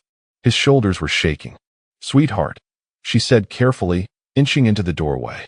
He didn't look up, just said, flatly, he remembered. And he still didn't call. Valerie crossed her arms. "You don't know the pressure he's under. The legal stuff, the emotional." "He remembered, Mom," Max said, voice tight. "He sent this. He just didn't want to talk to me." She tried to reach for him, but he pulled away. "I was a kid, Mom. I didn't choose any of this. I didn't make that fight happen. No one's blaming you, honey." "Yes, he is," Max snapped. "Or he's blaming you. I don't even know anymore." She stood there, stuck in the doorway like an actor waiting for her next line. Max exhaled, low and broken. "I didn't ask him to be my dad. He volunteered. He signed the papers. He taught me everything." Then softer. "And now he's gone like it was a job he quit." Valerie's eyes welled, but no tears came. She couldn't reach him. Not here. Not in this space filled with all the quiet Tom had left behind. Downstairs, the cake sagged in the middle. The candles never got lit a second time. The balloons slowly tilted, uncertain of their place in a room suddenly too heavy with absence. Max didn't come down for dinner. He sat with the photo in his lap, fingers running over the ink like it might warm the cold edge in his chest. Those were real moments. And now, they were all he had. The drive up north was quiet, too quiet for Valerie's liking. The kind of silence that forced her to think, to sit with all the little fractures she'd painted over in the last 6 months. The trees lining the narrow road to Tom's cabin had begun to shed, skeletal limbs reaching out like they knew why she was there and didn't approve. Her GPS lost signal 10 minutes ago, but she remembered the way. Of course she did. She'd spent nearly every fall up here while Tom repaired the old deck and grilled sausages and read Tom Clancy on the porch like he was still on active duty. Now, it felt like driving toward a verdict. When she finally pulled into the gravel driveway, her tires crackling the same rhythm she once called homey, she sat in the car a full minute. Her hand hovered over the door handle, trembling slightly. Then she stepped out, wrapped tighter in her coat than the air required. A defense mechanism. Or armor. She knocked once. Then twice. No answer. The third knock was sharper. Less polite. She was about to bang the door with her palm when the knob turned. Tom stood there, a little grayer, a little leaner. The same eyes, except now they looked through her, not at her. She tried to smile. It died fast. Hi. He didn't speak. I know I shouldn't be here unannounced, she stammered, but you've been ignoring my calls. I thought maybe face to face. Tom said nothing. I don't want to fight, she rushed on. I'm not here to relitigate anything. Her voice broke. I came because Max is falling apart. A flicker passed behind Tom's eyes. Not enough to call emotion. Just recognition. He doesn't sleep, she continued, stepping closer. He doesn't talk. You left a hole in him, Tom. I know I said something awful. I know I did, but we can't undo what you two had. Maybe you could talk to him. Just talk. One call. Tom leaned against the doorframe, arms still crossed. You don't even have to talk to me. I get it. But Max, she pleaded. He's your son, Tom. He finally spoke. His voice was low, calm, and so sharp it could have been sandpaper under silk. You reminded me he's not. Valerie swallowed. That was one moment. One slip. No, Tom cut in. It was the truth. The kind of truth people only say when they're tired of pretending. She stepped forward. You raised him. You loved him. You adopted him. And you spent months behind my back mocking that, he said. To Mitch. To your sister. Mr. Wallet. Daddy Warbucks. I was a joke to you, Val. A punchline that paid the bills. I was angry, she said. I was stupid and scared and petty. And that pettiness killed something good. She blinked. What? He met her eyes. Steady. Unforgiving. You killed something good with one sentence. Valerie's mouth parted, a protest half-formed. But nothing came. Tom began to close the door. Wait, she said, voice cracking. Do you still think of him? Max. He paused. Then slowly, deliberately, he turned his head toward the living room. She followed his gaze through the cabin window. There, on the mantel, framed neatly in a dark wooden edge, was the photo, Max on his shoulders, arms wide, grinning at the sky.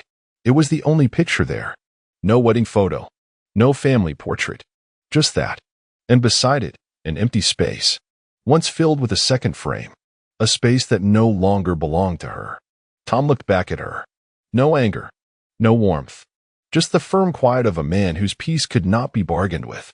Then, without another word, he closed the door. Not fast. Not cruel. Just final. Valerie stood there for a long time, her reflection trembling in the cabin glass, staring at the photo of a boy frozen in joy and a man who had finally learned how to let go. Naomi looked right at her mother, wineglass in hand, and with a smirk that still makes my skin crawl, said it. With a man who can't even satisfy me? Not likely. She even giggled afterward, like it was a harmless joke, like she hadn't just sliced my dignity open in front of her parents, her siblings, my in-laws, her friends, the entire damn room. Fork stopped moving. Her father's face tightened. One of her cousins gasped like we were on a live reality show. And there I was, staring into the flickering candlelight, hearing the blood rush in my ears like a broken fire alarm. I didn't shout. I didn't curse. I just stood up, pushed my chair back, and walked straight out into the freezing night air without looking back. My legs were moving before my mind even caught up. Somewhere behind me, someone said my name, but I didn't stop.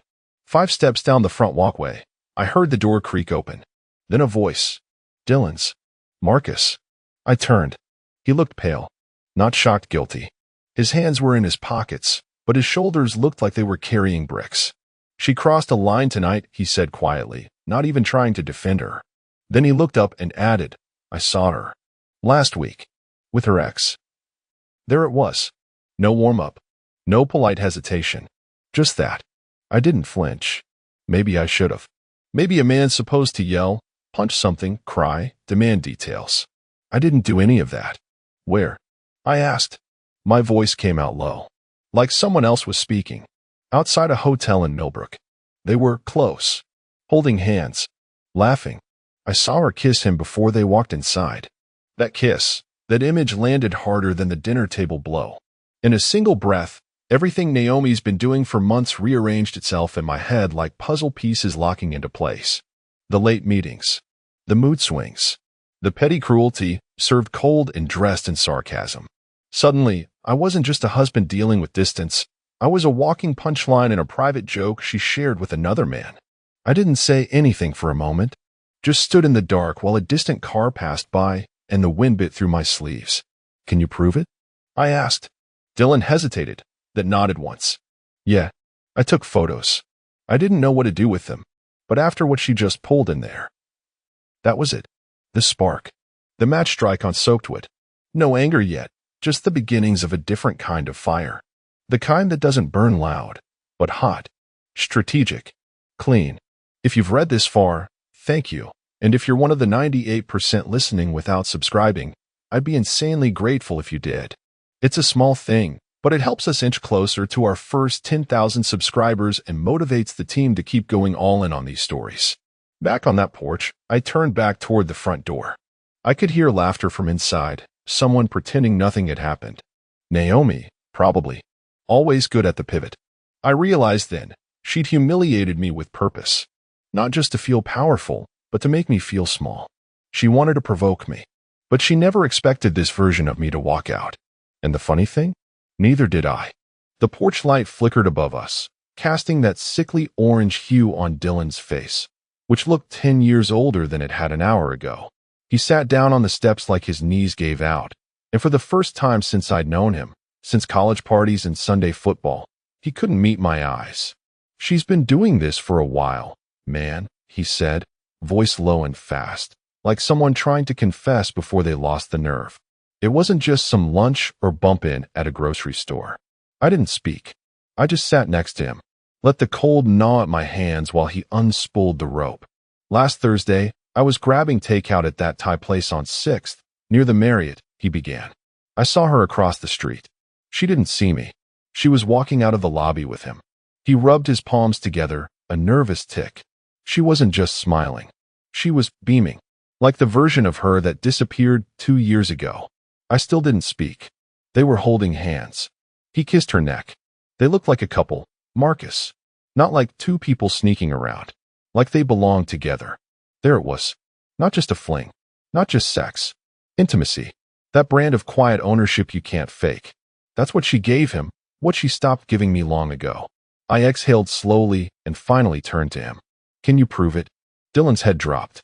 Yeah, he said, pulling out his phone. I didn't know what to do when I saw it. I felt sick, but I took these. He swiped through his gallery and held the screen out toward me. The first image stopped me cold. Naomi, in her navy work blazer, reaching for a man's hand as they exited the Marriott side entrance. The timestamp was visible, Thursday, 6:43 p.m. Clear as day. The next image was worse. They were in his car, parked across the street, her laughing at something he said, lips parted, leaning in. I recognized the expression. She used to wear it for me. I took the phone from Dylan and zoomed in, slowly, until her face filled the screen. No guilt. No hesitation. Just joy. It wasn't the betrayal that hit hardest. It was how easy it seemed for her. I handed the phone back. Send them to me. What are you gonna do? I shook my head, eyes fixed on a patch of dead lawn at the foot of the steps. Not sure yet. But yelling? Screaming? Fighting for answers. I turned to him, finally. That's her game. Mine's going to be different. He swallowed, nodded once. I'll help. Whatever you need. I believed him. Not because he was my brother-in-law, but because I saw it. Genuine remorse. And maybe a little gratitude that someone was finally going to clean up the rot he'd been pretending not to smell. Somewhere behind us, laughter erupted from inside the house again. Naomi's voice cut through, sharp and smug. I stood up and walked to my car. I didn't need to hear anything else tonight. I had what I needed. Evidence. Motive. Witness. Now all I needed was silence and time. And I planned to use both like a scalpel. It's wild how your brain starts replaying everything the second the truth clicks into place. Like someone hit rewind on your life and handed you a remote labeled, "Watch again," this time without the lies. That night, I lay in bed staring at the ceiling fan, listening to it spin like it could drown out the echo of her voice. Not likely. But what kept me awake wasn't the dinner. It was everything that came before. The past 6 months weren't a slow drift. They were a deliberate retreat. She didn't fade like a tired partner. She peeled away like wallpaper, one mocking smile at a time. She used to say, "You're overthinking again," whenever I asked if something was wrong. But she never answered the question, just made me the problem. And I bought it. The late meetings started small. One Tuesday a month. Then two. Then client dinners suddenly sprung on me at 5:40 p.m., just as I was plating whatever half-decent dinner I'd scraped together. She used to text during the day little things. "Love you. How's work? Miss your face." Now, I got emojis. A thumbs up. Maybe a dry cool. If she even bothered to reply.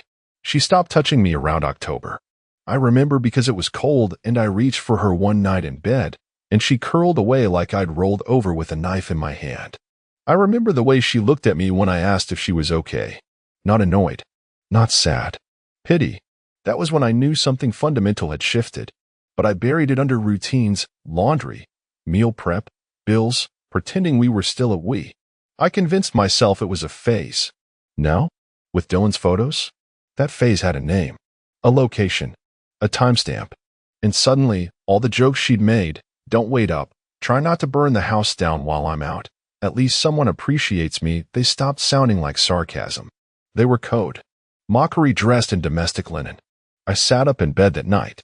Didn't turn on the light. Didn't grab my phone. Just stared at her outline next to me, back turned, breathing soft, peaceful.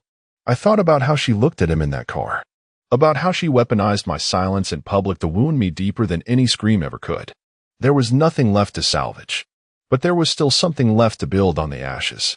I walked into my home office, closed the door, and opened my old leather-bound notebook. The one I used back when I was launching my business, making plans nobody believed in. The one I hadn't touched since we settled down. I wrote one line at the top of the page. "When in silence, destroy without raising your voice." Then I made a list. Separate finances. Lock down passwords. Check her credit card history. Back up everything: photos, messages, receipts. Attorney? I added a final bullet but left it blank. I'd fill it in later. I wasn't planning a divorce yet. I was planning truth. Not the kind that screams in courtrooms. The kind that hits in silence. Like a surgical strike.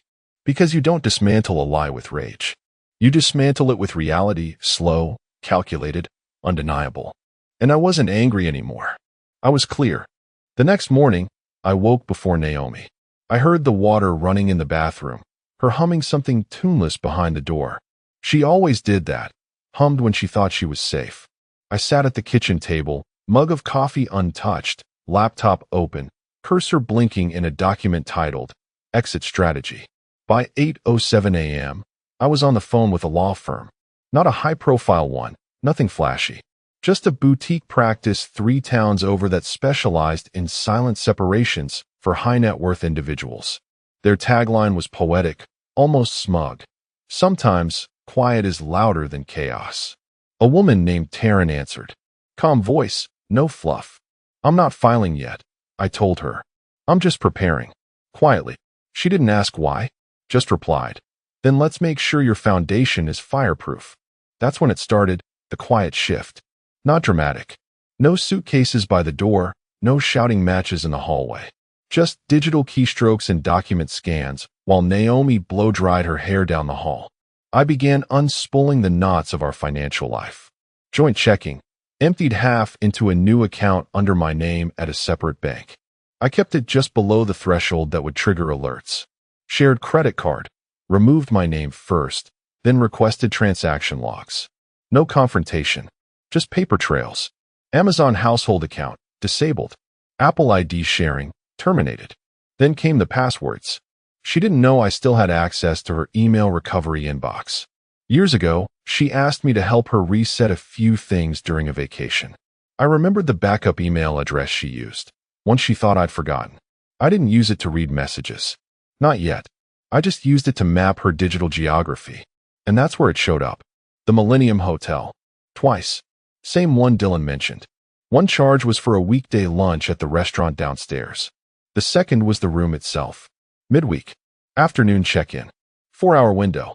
She didn't even bother to hide it. It was under her name. She never thought I'd check. Or maybe she thought I'd see it and do nothing. I backed up everything. Every billing statement, calendar entry, phone bill. Made copies of the household documents, too. Deeds. Insurance. Loan terms. Scanned and encrypted, dropped on a password-protected USB drive I labeled Family Budget, Q1.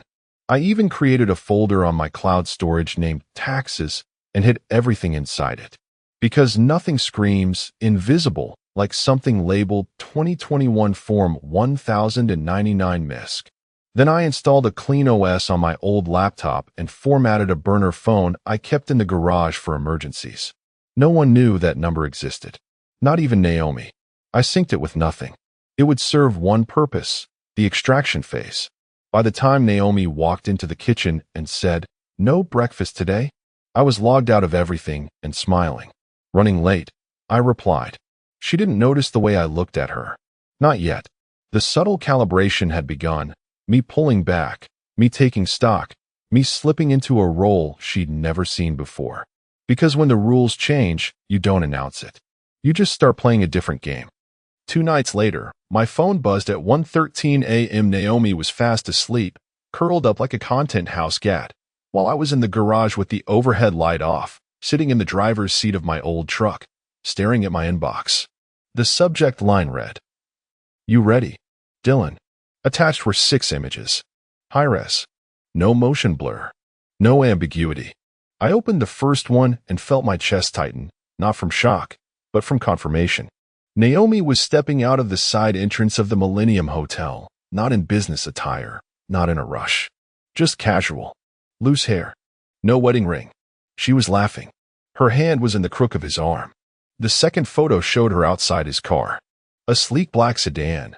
Same one she used to call cheap and midlife crisis white back when she was still pretending to hate him. She leaned into the open door, laughing again, too close. His hand on her hip. Third photo, the door closing behind them as they entered the hotel. Timestamp, 2:46 p.m. A Tuesday. I enlarged it. Studied her face. The same face that once lit up at my stupid jokes. The same eyes that used to hold mine across crowded rooms. But in that frame, she wasn't just gone. She looked happy. I didn't feel rage. Not anymore. Just a deep, unnervingly steady pulse of clarity. She was already gone. Had been for a long time. The version of Naomi I married didn't exist anymore. She'd evolved into something else, something colder, sharper, self-righteous and slippery. She didn't just cheat. She erased me while smiling. I went back inside the house, booted up the laptop, and dropped the photos into a folder titled Read Me Private. Then I added a few extras, screenshots of the hotel bookings from her credit card history, a calendar entry she didn't delete, a receipt for room service, 2 entrees, 1 bottle of Merlot. All time-stamped. All real. I printed the best 3 images. Chose the ones with the clearest angles. Not sexual.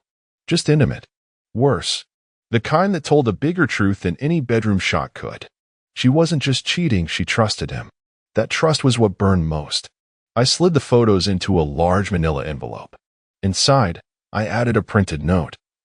Naomi, read this alone. Then ask yourself, did I really think he'd never find out? On the front, I wrote in black marker. For Naomi, read alone. No threats. No guilt trip. No theatrics. Just evidence. Just truth. And a whisper of something she'd never see coming. Not yet. The restaurant was one of those old money places that served steak so tender you could slice it with a butter knife, and waiters who called everyone sir or ma'am like their salaries depended on it. Private room, 12 guests, linen napkins folded like origami on top of each charger plate. The kind of place Naomi loved. Controlled elegance, just enough flash to make her feel seen. Her father's 70th. Big deal. Everyone dressed to impress. Naomi wore that emerald green dress she used to save for anniversary dinners. Irony wasn't just thick, it was tailored. She floated around like royalty, kissing cheeks, tossing her hair, calling everyone darling with that polished socialite glaze. And me? I was calm, cordial, smiling just enough. The envelope was already in place. Slid discreetly into her designer tote earlier that morning, right before she left for her blowout appointment.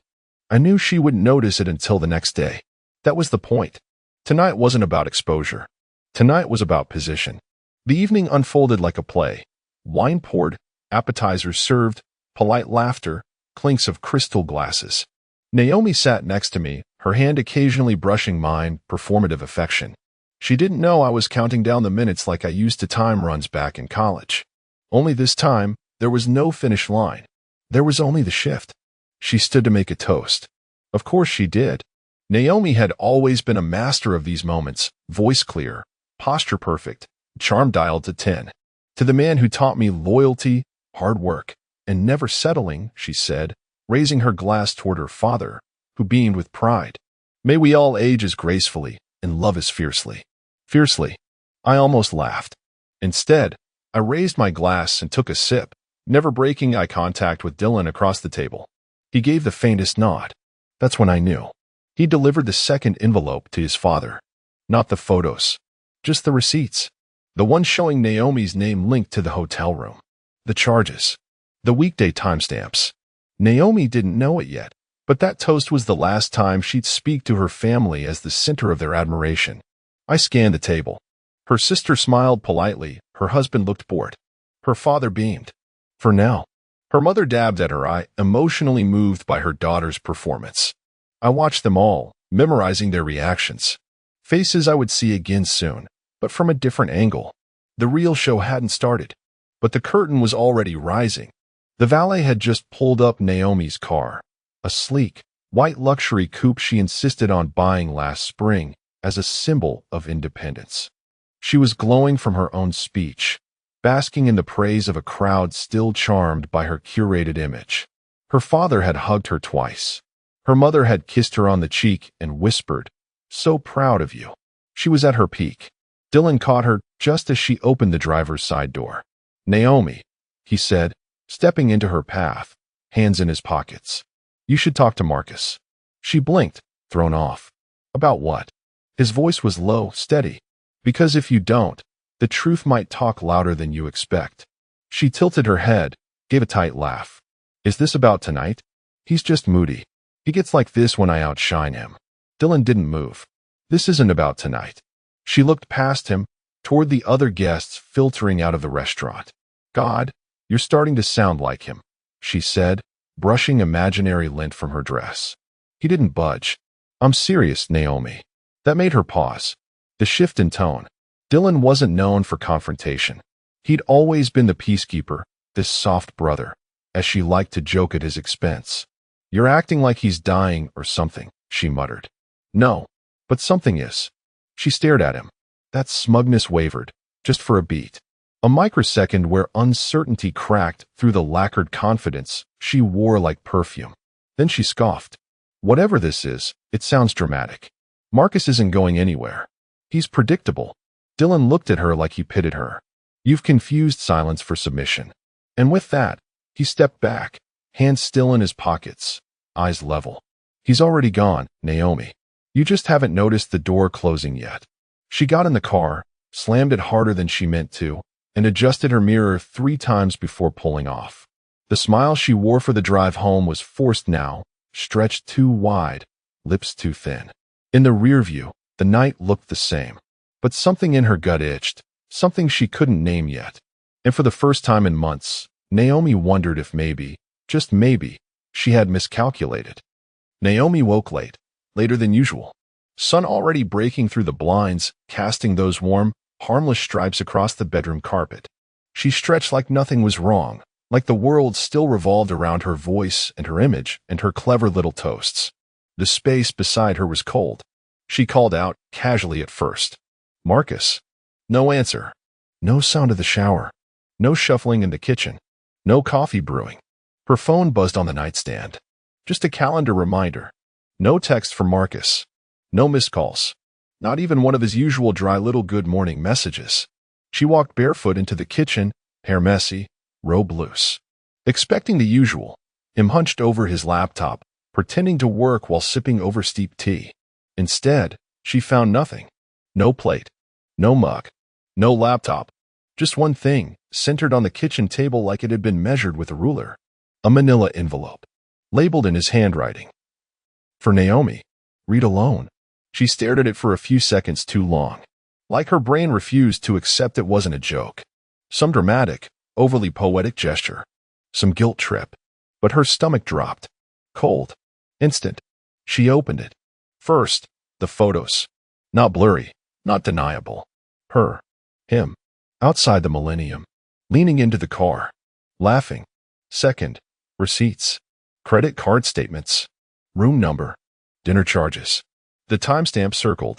Twice. Weekday afternoons. Third, the letter. Not typed.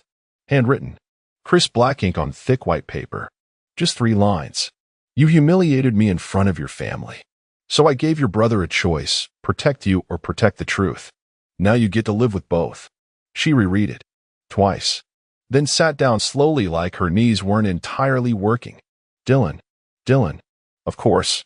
She reached for her phone, fingers shaking slightly now. No new messages. She called Marcus. Voicemail. She texted, "We need to talk. This isn't funny." No read receipt. He turned them off. She called again. Straight to voicemail. Panic crept in, ugly, unfamiliar. Not the kind she could dress up with a smirk or control with a well-timed sigh. Real panic. The kind that clawed at the ribs. She called Dylan. He declined. She called again. Nothing. Suddenly, the silence of the house wasn't peaceful, it was hostile.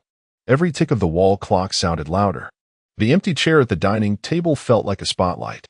She ran upstairs, checked his closet. Half empty. Checked the garage. His truck was gone. She turned back to the envelope, heart thudding now.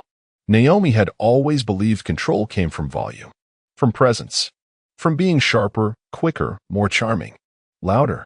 But this wasn't loud. This was surgical. And that terrified her in a way no shouting match ever had. She tried him 12 more times that day. First with urgency. Then with rage. Then with tears. Each call went straight to voicemail. Each message was left unread. Her last one was the weakest. Just 2 words. Please talk. Still nothing. By late afternoon, the panic had calcified into something more dangerous. Shame laced with desperation. The kind that doesn't scream anymore. Just sits there in your throat. Bitter and thick. She didn't go home. She drove straight to her parents' house. Her fingers gripped the steering wheel like it might anchor her to something real. She rehearsed lines the whole way. Excuses. Half-truths. Maybe even a performance of vulnerability. She'd cry if she had to. If it bought her time. But Dylan answered the door. Not her mother. Not her father. Just Dylan. And he didn't smile. Didn't move aside. Didn't say hello. He just looked at her like a nurse watching a patient realize they were the cause of their own illness. Where is he? She asked. Her voice cracked, but not out of sadness. Out of fury wrapped in disbelief. You helped him do this? He didn't flinch. Just leaned one shoulder against the doorframe. You should talk to Mom and Dad, he said. They opened the envelope. Her breath caught. You gave it to them? They deserved to know who they were clapping for last night. She took a step forward. He didn't move. Still blocking the entrance. Why didn't you stop him? She snapped. Dylan looked at her, tired now. Not angry, just done. I didn't stop you either. Silence. He let that hang in the air until it sucked the oxygen right out of her lungs. Her eyes darted behind him. She could hear faint voices from the living room. Probably her parents. Maybe her sister. The whole inner circle. And they knew. They knew now. Does Dad think less of me? She asked, almost in a whisper. Dylan blinked. He thinks less was all you ever gave Marcus. And then, like a doorman of a club she no longer belonged to, he gently, almost politely, closed the door in her face. She stood there for a moment, staring at the grain of the wood, trying to process what had just happened. Naomi always believed her charm could fix anything, that she could talk her way through any mess, gloss over any crack. But there was no stage left. No one left to clap.